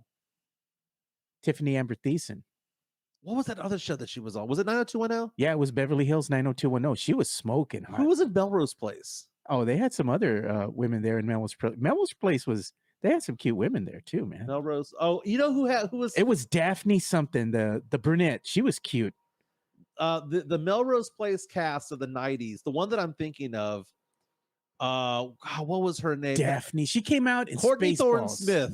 Yeah, but the brunette they had, Heather she came Locklear out in was in that show also. Yeah, that's awesome. The Melrose Place cast. I want to see. Come on, where's that girl's name? And don't get me started. Okay, so here we go. Melrose Place was Andrew Shue, Heather Locklear, Grant Show, Courtney Thorne Smith. Courtney Thorne Smith, man, low key, dude. I mean, she was amazing. Have you ever seen Norm Macdonald? May he R.I.P. Norm Macdonald roasting Courtney Thorne Smith on Conan O'Brien's show. God, man, dude, that was brutal, man. I think it killed her career in a funny way. Rudolph Gonzalez saying Betsy Russell in private school. Man, all these Tim guys, Gonzalez, man. Seventh Heaven. Seventh freaking heaven, dude. Betsy Russell in private school. That's her name. Daphne Zuniga. I pulled her up. Oh, yeah. I'm gonna look up Betsy Russell. Man, who's this? I'm gonna Beverly what are we doing here? This went off the rails really fast. It went off the rails quick because we got a lot of horn dogs out here, Mike. Oh, hey. Rudolph Gonzalez. Can I show this one on screen? Yes, go ahead. There you go. She is 60 years old now, but I like your style from the 80s, my man. Yeah, I like your style. She from looks the 80s like she's and built 90s. for speed, maybe speed and comfort. She ain't no BB Rexa though. You and BB Rexa, dude. Come on, hey man, she keep you warm, dude. It's cold out here right now. I ain't trying to freeze, Mike. You're like a thick. With 2 C's. 2 C's. I was like, BB Rexa has like 5 C's, dude. Hey man, don't be hating on BB, dude. Dude, I hate to say it. BB Rexa went from super hot thick. I think she went 6 pounds over that. Now I think she's kind of just kind of fat now. Dude, you just got to get her walking, man. Let's go up and down Petrenko, girl. I got you. I'm gonna look up BB Rexa 2023. Hey man, we're gonna outwalk the brother that walks up and down Petrenko with no shirt in this weather, man. The staple of Petrenko Road. You see him all the time, Mike. I know who you're talking about. See BB Rexa. I'm posting a photo. This is 2023. I'm just saying what's wrong with her, Mike? What's wrong with her? I'm not saying that she's ugly. I'm not saying that, but I'm saying that she's might have gone past thick into the realm of fat. Hey man, that's just more to love, man. This has been a fun show. What do we got going on tomorrow? Tomorrow's Friday, right? Yeah. Chris Gonzalez. BB has a medical condition. Leave her alone. Yeah. It's called obesity. Oh, Lord. She does a scene where she's riding Lady Godiva style. Nice. Look at even Jeff chimed in. Dude. Suzanne Hoff, dude. No. Jeff Garcia, Locked On Spurscast 5. Follow him at Jeff G Spurs Zone. Susanna Hoffs belongs to me. Susanna Hoffs was my first celebrity crush. There's some fighting words there with Jeff. She belongs to me. And I love her. You can't have her, Jeff. That's so funny. This has been a fun show. I got to go get ready for my training session today. New gig. Signed a 7-year deal. Man, that's a long time. That's a long time. 7 years. There's a stipulation that where I can get out in 3 or 4, but I feel like an athlete. Yeah, like I was telling you, I was making fun, but I'm saying you're a corporate man now. Still get to work from home. Yeah. Still get to work from home, but a lot more responsibility. But I'll still be able to do the podcast and whatnot, but I'll be doing it here in the studio a couple days a week, do it from home a couple of days a week, kind of go back and forth. No, but it's all good, man. I'm going to put another camera on the other monitor, by the way, so we can see the guest when we have one in studio. Right. That sits on the other side. No, dude, you're doing an amazing job with all of this stuff over here. We'll be going out there looking for sponsors. Again, before you click off, like and subscribe to what we do. You know what? You know what would make me happy? I'm going to go on right now, and I'm going to see if we have any new subscribers today. Yeah. Let's see. Do we have any new subscribers today? And the answer is, let's see. Do we have? Ooh, it's nice to know that there's a 2-second delay. Oh, yeah, there always is, dude, on social media. Well, when you're doing anything live. Yeah. There was 5 more than yesterday. Oh, we got 1 more during the show. Nice. But like I was saying, if y'all want to see me and Mike do a little bit of the karaoke, we got to push us to 1,000. Jacob reaches out and says, "Congrats, Mike. 7-year fully guaranteed, no trade clause." I become a restricted free agent at that point. It's nice to know that I was wanted. Right, I'm still self-employed, but it's just who I aligned myself with. One last one before we go. Someone mentioned Rudolph Gonzalez mentioned Nikki Cox was hot before surgery. Think about it. Jay Moore was married to Nikki Cox, the comedian Jay Moore, also does sports talk radio for many years. A stand-up comedian Jay Moore. He's the one who coined the phrase "death, taxes, Spurs win." He had Nikki Cox when she was smoking hot back in the day. Unhappily Ever After, I believe, was the show that she was on. And now he's married to Jeannie Buss, owner of the Los Angeles Lakers. He lives a life. He's living good, dude. Living good. Chris Gonzalez with Nikki Cox did a Bobcat goal with. That is true. That is true. And they were also on that show together on Fox back in the day. It was kind of like they were trying to redo Married with Children with a dog, a talking dog. No, man.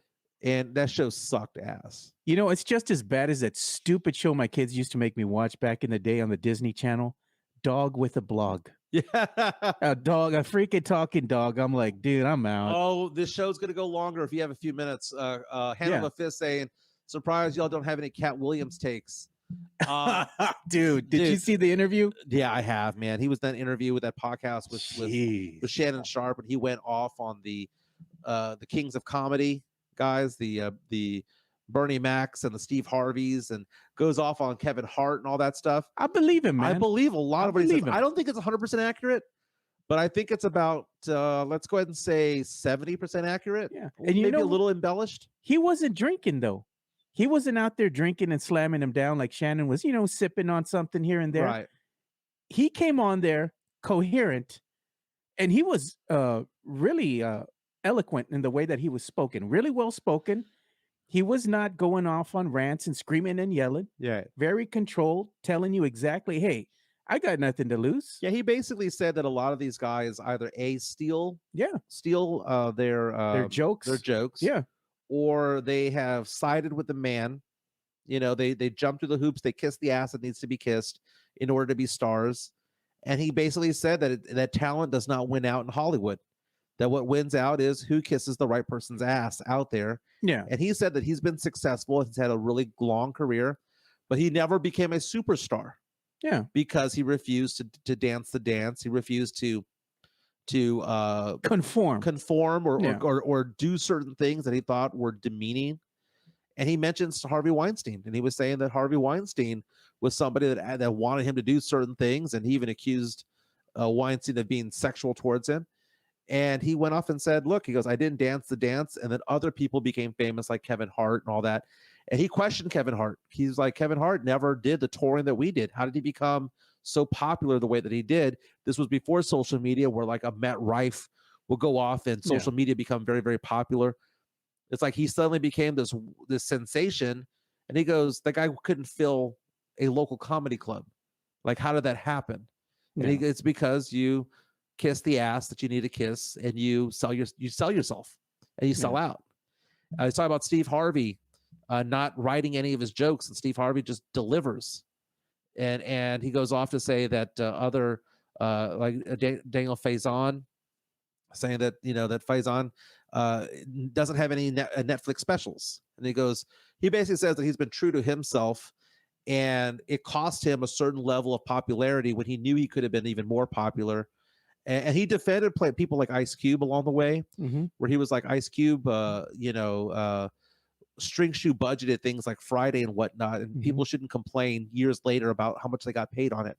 And he was talking about the opportunities that certain African American performers, whether they be rappers or comedians or actors, have, and that oftentimes the chosen ones are chosen simply because they conform, because they do the dance, they kiss the babies, they play the politics, it's and they popularity, they sell their soul, to make it happen, and maybe even do things sexually that they shouldn't do otherwise, and that there's blackmail involved in what they do.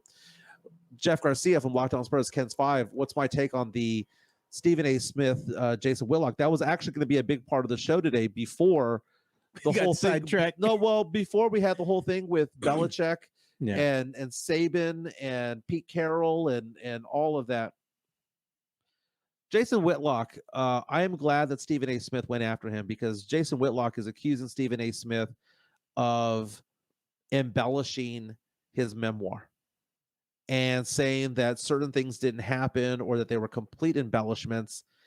And Stephen A. Smith went on his podcast and just eviscerated Whitlock, called him out by name, cussed him out, called him a fat bastard, called him a bitch. Did you hear any of this? No, I didn't. Called him a fat bastard. Said Jason Whitlock, you bitch. And was going off and throwing F-bombs and all that stuff about Jason Whitlock. And he basically said, he goes, before I went on and did all this, he goes, I told my pastor that I was going to go do this and asked for forgiveness beforehand. And he goes, and I told ESPN what I was going to do. I wasn't asking for their permission. I was just giving them a heads up. Yeah. Because he goes, my podcast is my podcast. He goes, what I do on a podcast belongs to Stephen A. Smith. He goes, but they're my employer when I do ESPN stuff. First Take is an ESPN thing. And he went off on Jason Whitlock, saying calling Whitlock lazy, saying that he's a bad writer, that he is worse than a white supremacist because he sells out his own people, and that basically says that he's lazy, and that there were a lot of writers at ESPN, from Jamel Hill to Michael Smith and all of these people who have gone on and don't want to work with him. Real fast, if you could find on Twitter a Stephen A. Smith quote. Okay. But it's interesting because Stephen A. Smith is he's a talking head that's a lightning rod. You either love him or you hate him. I like Stephen A. Smith more than I do Skip Bayless. But they both have the same shtick kind of going on. But Stephen A. Smith, on one of the things that he said that he was, even though he only played high school basketball for 1 year, he said that a university was trying to scout him. And Whitlock called him out, saying it was bullshit. And Whitlock was going on and saying that certain things in Stephen A.'s life were not true. And Stephen A. comes back and was saying, Whitlock, you would always get in trouble for being lazy, not doing shit. And I would stand up for you. And now you're going to come back and come at me? Let me see if I can get the video. I think I got the video. Yeah, let's hear it. Let me go ahead and bring that up here. Let me go and share it. Give me a second here. All right, here we go.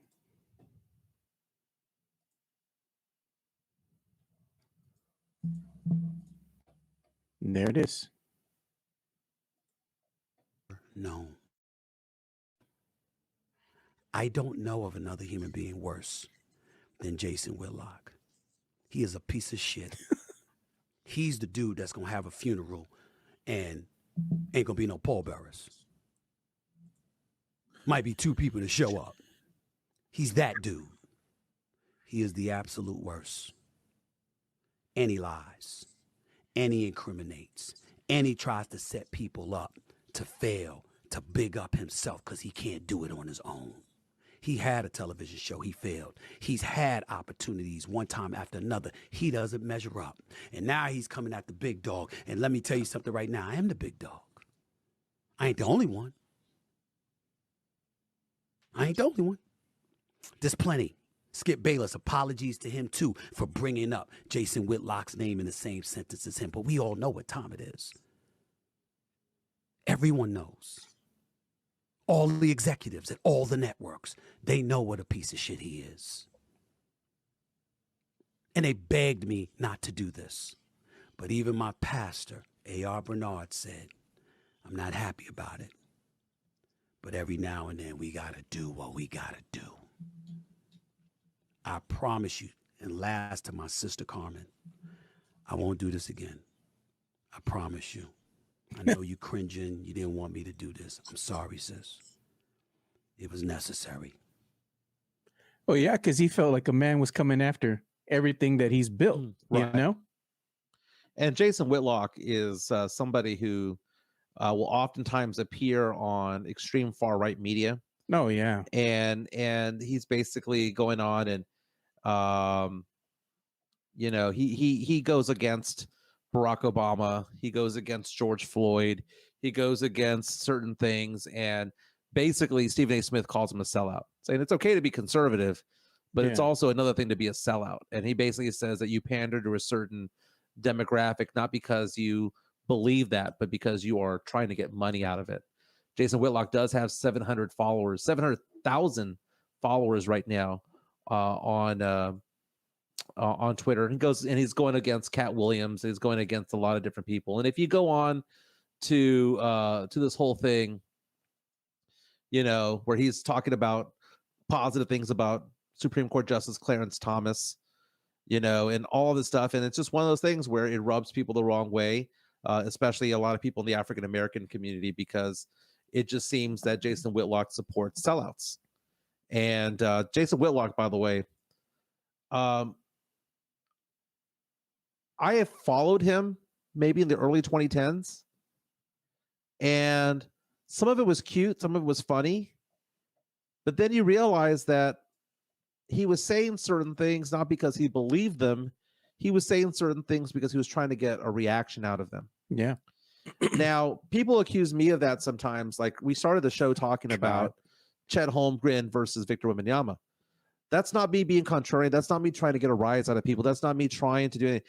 It's my legit thoughts. Yeah. Are, okay, if I was a juror and I had no fight in the game, I had no horse in the game, and I had Victor Wembanyama played for the Washington Wizards, what would I think? Yeah. Why should it change because I'm a Spurs fan? What would I think if it was the Wizards that had Victor Wembanyama? So when I say certain things because that's how I actually feel or think, or maybe it's just something that I'm looking at from a different perspective. Jason Whitlock goes where the money is. Yeah. And the money is for him to be a sellout, and for him to call out somebody on their own book saying that Stephen A. Smith didn't write it and that whatever is in there is embellished and all that stuff, as though Jason Whitlock knows his truth and knows his life. Yeah. And Stephen A. Smith said, they're saying, man, I supported you up here. We people refuse to work with you because you're a dick.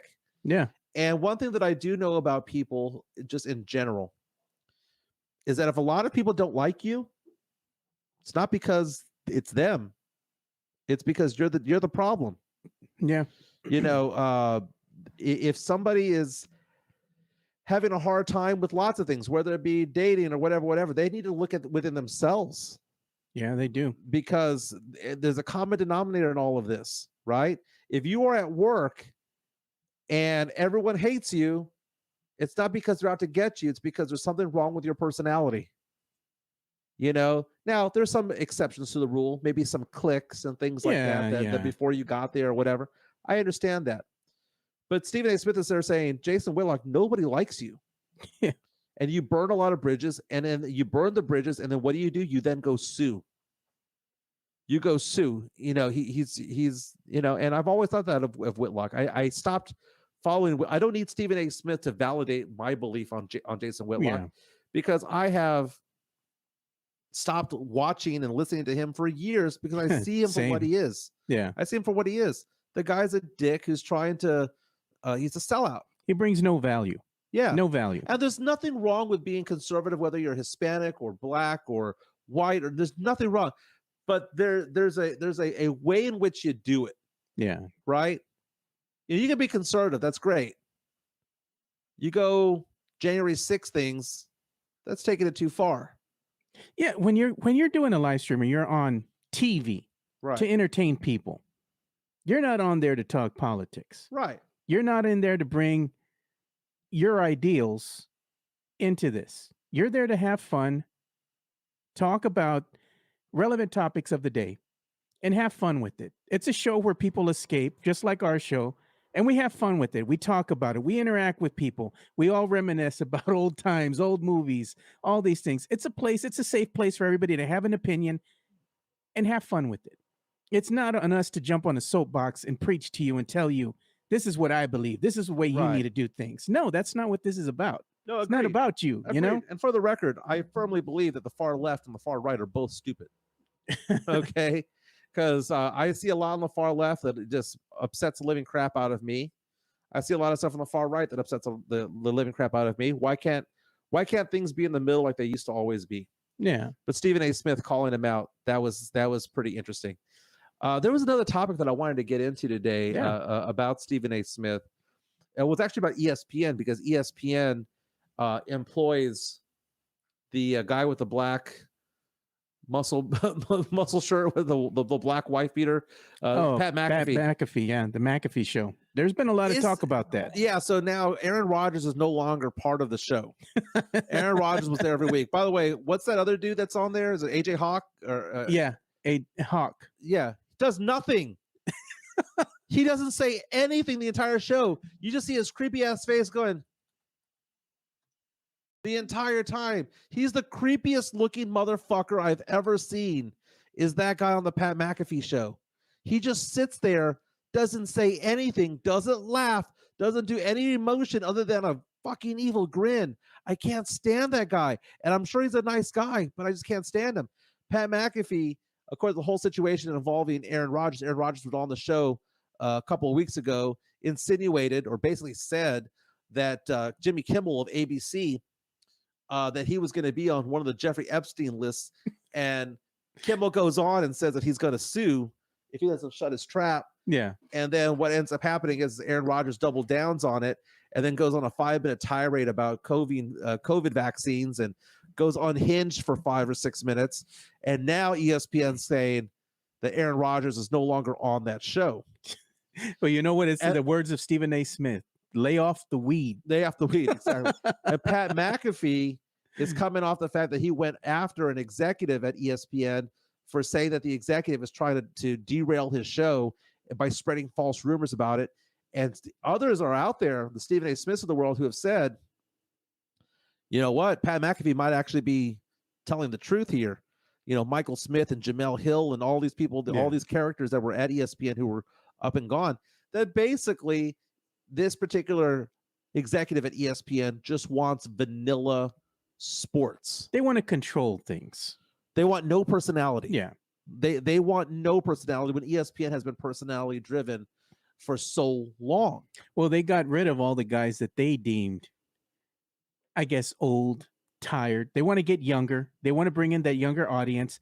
That's the reason why they got the Pat McAfee show. And they got rid of all those other reporters that they had. And that's what's so weird about Pat McAfee is that McAfee, by the way, made an announcement today saying, oh, no. The whole thing about Aaron Rodgers isn't because he was no longer allowed on my show. Mutual decision, bullshit, whatever, right? Yeah. The weird thing about Pat McAfee, I can't stand his show. His show was entertaining before he got on ESPN. Now it's been watered down. It's been watered down. Now, there are some guests that he has on there that I think are great. I think Adam Schefter on that show, for some reason, Pat McAfee and Adam Schefter click so well. Good chemistry. And then in the side, you have AJ Hawk just Dude, I'm gonna look up. I a see photo- the guy, man. He's creepy, man. Not gonna lie. Dude. And what's the name of that other brother they got on the show? The one with the beautiful mullet, man. He's always talking. Dude, yeah, AJ Hawk. Look. I'm gonna. Okay, this photo right here that I have right here on the screen right here. If you I'll if show you it can right now, it. bro. There you go. I got you. Pat McAfee does his thing on the left hand side, and then Hawk on the side over here doesn't do shit. Just sits there and just looks like a creep, and then gives little smirks like this shit, and that's all he does for 3 fucking hours. It is insane. So while McAfee's sitting there wearing the same 5 black wife beaters on rotation, right? The weird thing is about this whole thing about Pat McAfee and all of that stuff is that all the stuff that he brings on game day to like college game day, on the field at college football games, at NFL games is brilliant. When he's out there with former players, when he's out there with a Colt McCoy, when he's out there with a whatever, with Emmanuel Acho or whomever, Or even out there. visiting campuses. Amazing. Great. Amazing. He is A+++ when it comes to that. He needs to be with the people. He likes to yes. mingle with the people. But the actual show that he does sucks so bad. It's been watered down from what it used to be, man. Tim Gonzalez saying Nick Saban's always on a show every Thursday. He does get good guests. He does. And when he has a guest, it's fine. He had Adam Silver, the NBA commissioner, come out on the show. Yeah. That doesn't always happen, man. They are in between a rock and a hard place right now because ESPN knows that Pat McAfee doesn't need them. He doesn't need them, dude. He has his own thing going on. And that's the interesting thing about the way that this works in sports right now is that you don't need San Antonio Sports Star or Ticket 760 to have a voice. If we get this to 2, 3, 4, 5,000 listeners, we become a disturbance in their force. Oh, yeah, no doubt. And that's the goal, right? Our goal is to disturb them. But that being said, you take a look at Pat McAfee, he leaves. The number of viewers goes down for ESPN because ESPN is kind of a sinking ship. They haven't really invested in top tier talent beyond the faces that are already popular. Right. The other shows that they have aren't really that great. They're not good. But look at the talent that they got rid of. They got rid of Dan Le Batard. Dude, Le Batard's show was amazing. Yeah, they got rid of Le Batard. They got rid of what's his name, Michael Irvin. All the other. They got rid of Skip Bayless. And you know what? That's why people watched. Yeah. And what is left? And for Pat McAfee to go, this motherfucker over here is making ESPN so boring that he's sabotaging the careers of certain people because that's the way that he gets his way. He accused this executive at ESPN of going out and releasing fake TV ratings before they were actually released to make it appear so that the narrative nationwide was Pat McAfee's show is failing. Yeah. And he came out and goes, I know who did this. I know who the anonymous source is. The anonymous source is doing this because he doesn't like me. And by the way, the ratings haven't even fucking come out yet, and they're going to be a lot better than this. And I believe McAfee. Yeah, sabotage, dude, is what they're doing. But McAfee is not necessarily the employee who is like, I need you. You need me more than I need you. Yeah, McAfee is going to make a shit ton of money whether he's there or not there. True that. And the whole Aaron Rodgers thing going off the air is probably in his best interest because there was nothing that Aaron Rodgers brought to the table. Just a bunch of crazy talk is what it was. Yeah, and it was just so bizarre. It's one thing if Aaron Rodgers was to go out there and say things that were insightful, but he never did. He didn't talk about, hey, this is what I'm doing right now as far as my rehabbing. I'm going to be back. Thank you, guys. Anything of that nature. He was talking about nonsense. Yeah. Not giving you tidbits. Hey, this is my time that I might be back. The time frame as far as me coming back, or hey, I've been doing this with some of the players, while I've been rehabbing or something. Give us some information that we can use. Nothing. Yeah. Nothing. Brings nothing to the table. Yeah. It's a waste of space, man. Get somebody else on the show. Tim Gonzalez reached down saying, plus Pat McAfee does WWE stuff. Hey, he's not bad in the ring, bro. He's not. He's not. He's not. By the way, we've done this show today because it's your day off, and Oh, yeah. I'm relatively unemployed for 4 I ain't got weeks. shit to do. I'm not unemployed. I'm still employed, but I'm not taking clients for 4 Benefit weeks. plate sale coming in. Exactly. Go fund me. No, but we've done 2 hours of show today. Yeah. And we're going to take this right to 12 o'clock because I want to hit the Fuck 2 hour mark. Fuck it. Why not? I want to hit the 2 hour mark. We go for 3 hours. I don't care. Yeah. Dare us. But you know what? Give us this a topic. This is showing us something here. And this is what I was wanting to get at. When we're doing this show, and we're going to wind up doing this, probably tomorrow might be a good test. We'll do the show for about 45 minutes. And immediately after we end this show, let's continue the conversation on Twitter Spaces. Yeah. And that way the fans can interact with us because they're going to be able to get on the stage and talk about whatever the hell they want to talk about. Yeah, and there doesn't necessarily need to be a planned rundown. I mean, I send you a list of things to do, but oftentimes, really, the good thing about it is, think about it. We've done 2 hours of show today, right? Yeah, that's 120 minutes of content, I guess you would call it. Yeah, it's good 120 content. minutes. You know how long it takes to do 120 minutes of content at a radio station? Oh, 3.5 hours.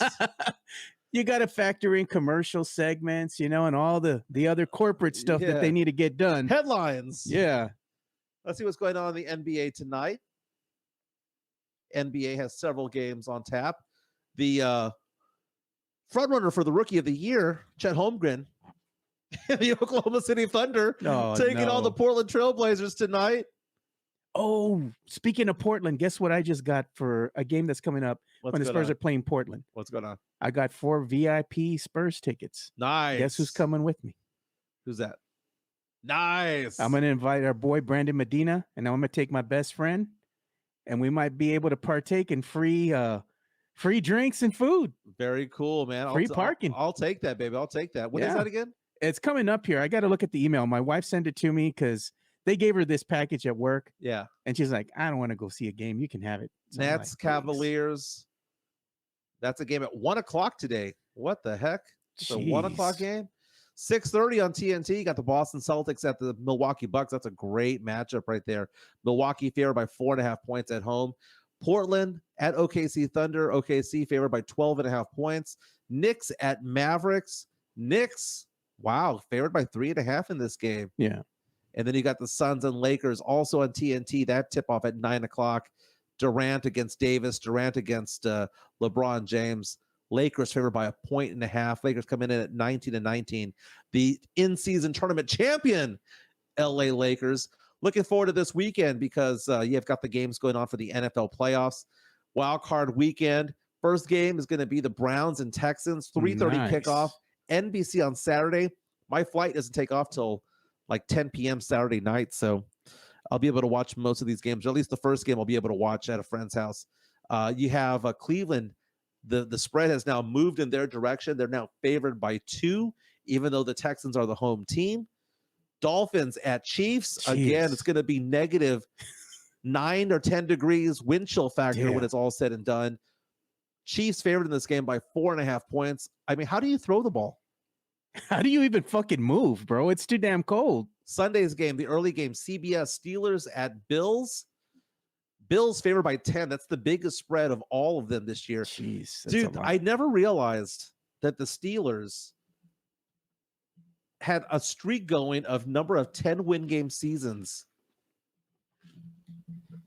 Really? It's crazy. They won the last several games.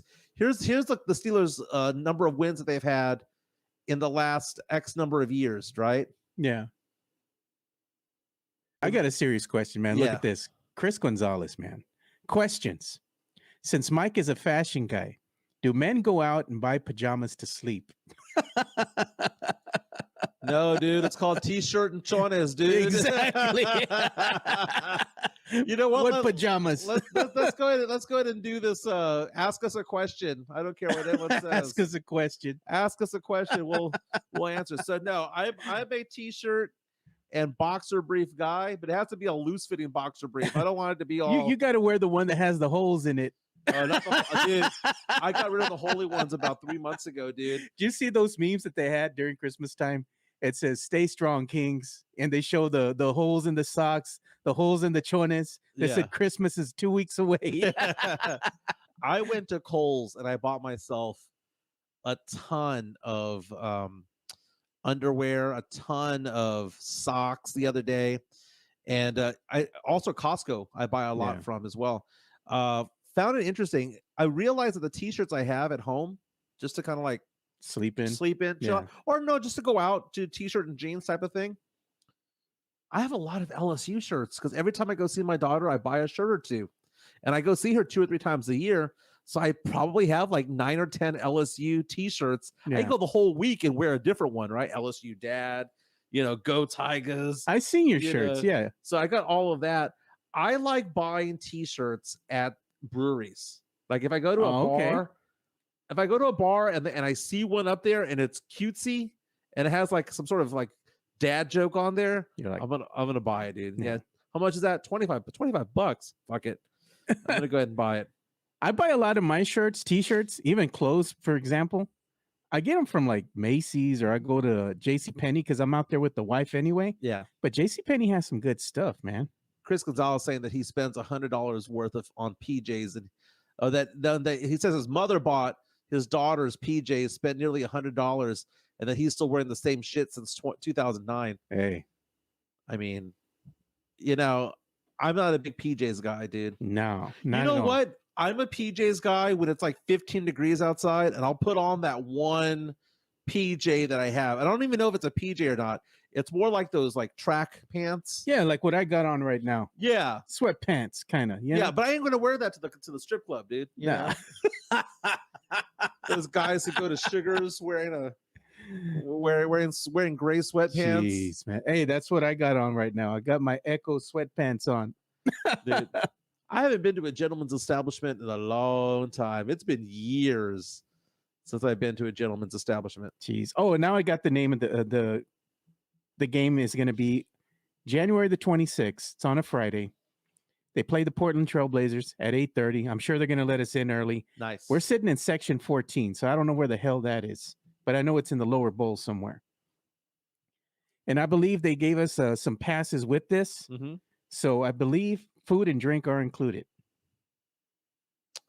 Food included. I'll take it, dude. And drink. So when they offer me free drink, they made a damn mistake, because I don't go after the beer.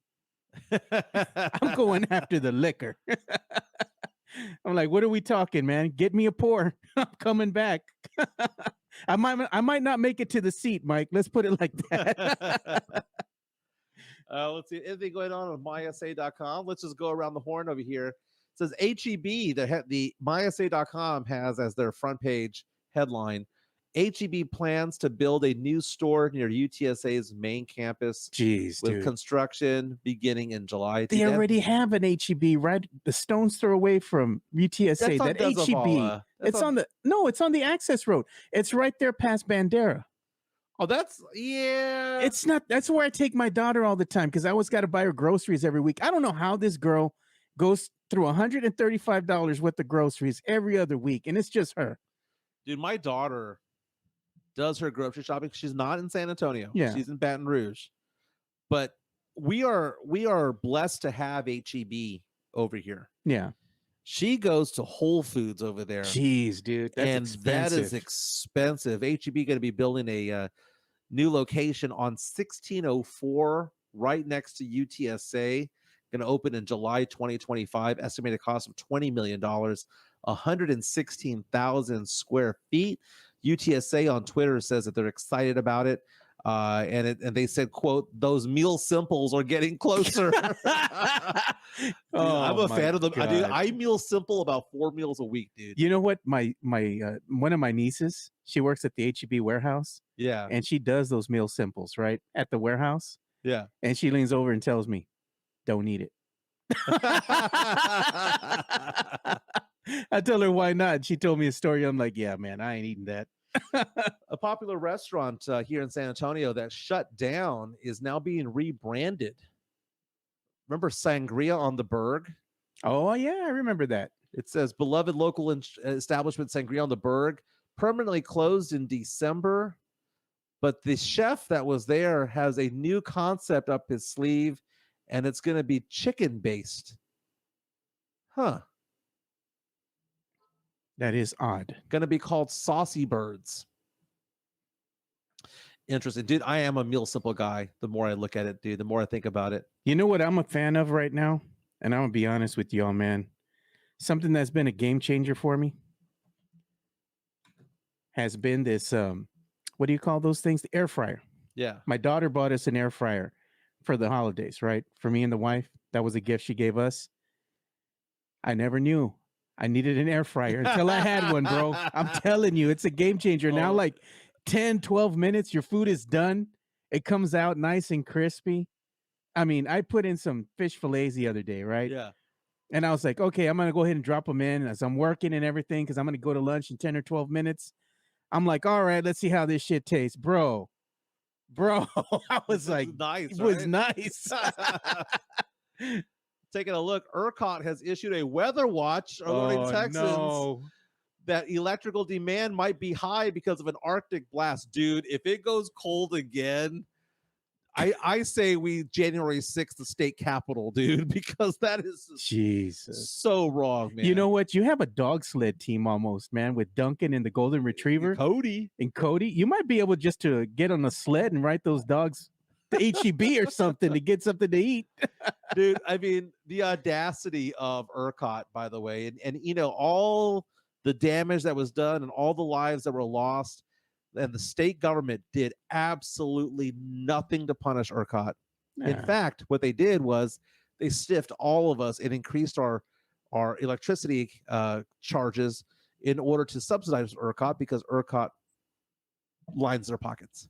Hey, same thing happened with CPS here. They're going to go ahead and raise the rates again. Mm-hmm. You know, at some point it gets ridiculous, man. Like and they're like, oh, this is going to be the first time we're going to do it. We're going to do it again in another 2 years or so. Yeah. I'm like, come on, man. Not everything has had an inflationary effect. I mean, it's just so weird that right now we're being gouged in everything that we do. And this is not a Republican thing or a Democrat thing or whatnot. There was price gouging. Oh, no and we knew that there was going to be an inflationary effect. That's not to be disputed. But everybody was like, everyone raising prices. Let's all do this together. If you don't think the man doesn't exist, like in Zoolander, you know, the row of people as the man, it does exist, dude. You know what I say every time I see ERCOT release something on social media and they're like, fuck yourself, ERCOT. Go ahead and turn down your thermostats and don't put on the heat too much. You know what? Fuck you. Fuck you. If I want to keep it at 68 in my house, I'll keep it at 68. And I like it cold. Yeah. Okay. I like it kind of cool. But yeah, don't tell me what to do. Fucking figure it out. Exactly. See, my job is to pay my bill. Your job is to create energy. Yeah. Figure it out. Yeah. Every time I see that, you know, the Mexicanos over here in San Antonio are laughing. They're like, fuck you, dude. Yeah. Put that bitch at 80. Dude, there'll be some times I go to my parents' house and I have to like walk out the door because they don't have the fan on. Oh, man. Here, it's not too bad because we are in your studio over here and I can feel the coolness of the outside from here. But I go to some houses. If I go to some houses where there's no fan on, stuffy. Gotta get the hell out of there, man. I had a college roommate named George, and he and I would always argue about the thermostat because I like it cold, he liked it hot. He would keep the thermostat at 78. You may as well be fucking outside. 78? 78. We're grown-ass men. 78. No, thank you. Put that thing at 70, man. 68 at least. Come on. Does Satan live here? Why are we at 78? Yeah. Yeah, man. I keep my heater in here. We have a heater, by the way. The portable AC, the unit that I have back here, cost me a good amount of money, but it is a heat pump and an air condition. So right now, I think I have it like at 69 or something like that. So it's comfortable here in the studio. ABC News is reporting right now that there was a new dinosaur discovery of a new type of dinosaur that had never been found before. That was the closest relative to the T-Rex. Nice. And it was found in Las Cruces, New Mexico. So it was along I-10 West. Jeez. Hey, I just finished watching this show. I was watching like something weird at night. It was called Gold Miners or something like that. I forgot. It comes out on Discovery. Well, anyway, I was watching and this guy digging for gold. They pull up a freaking carcass, dude, of a baby woolly mammoth. Oh, really? And this stupid motherfucker, dude, he goes and calls the museum. Oh, I want to donate it. 2 weeks later, guess what happened? Somebody called him in, private buyer, and says, I'll offer you $2 million for that carcass. Yeah. What a dumb son of a bitch. You should have just sold it. Why are you donating it? And it's going to be in a museum. What the hell are you going to do with it? Yeah. What movie was it where the guy goes, oh, it was Twister. Remember the movie Twister? I do it for the science. He does it for the money. That's what makes us different. I do it for the science. Shut the hell up. No, mamas, dude. Do it for the money, bitch. Like, damn. Where are we going for lunch, dude? You want to go grab lunch? Yeah, where are we going, man? We went to China Rose. I took you to the Jewel of the Southwest side. So you pick this time. You know, we might have to do El Rodeo. El Rodeo de Jalisco on Potranco? Yeah. Hey, that place is popping, dude. I'm going to get me a Coca Mexicana. We're going to go there. Nice. Yeah. I have training in an hour and a half, and fuck it. Let's go. Let's do this. Let's do it. All right, man. We're going to go ahead and bring the show to an end because we hit 2 hours, baby. We hungry. We hit more than 2 hours. My goodness, I'm excited about today. I'm excited about today's show. This was good, man. You know, we're just chopping it up with everybody, man. Again, don't forget to hit the like button on the way out. This has been fun. Everyone have a fantastic Thursday. We'll be back tomorrow. And as people are saying, Rodeo is a good place, man. Damn right it is. Drive time with Mike and Joe. Chris Gonzalez says, man, I picture people driving around with the YouTube on. Yeah. But again, share, spread the word that we're here. Okay, and we love the diehards, but the diehards need to invite 5 of their friends. Invite the familia, man. Tell them. Spread the word. Yeah. Tell your friends. Very cool. Very cool. Tell the mistress. Who cares? Make sure she likes the page, dude. I just got asked if I could referee basketball. What time? 5 p.m. Oh, it's middle school. Hey, man, at least you can go burn off the lunch. That's true. All right, boys. We'll be back tomorrow. Have a great Thursday. We're out. Peace.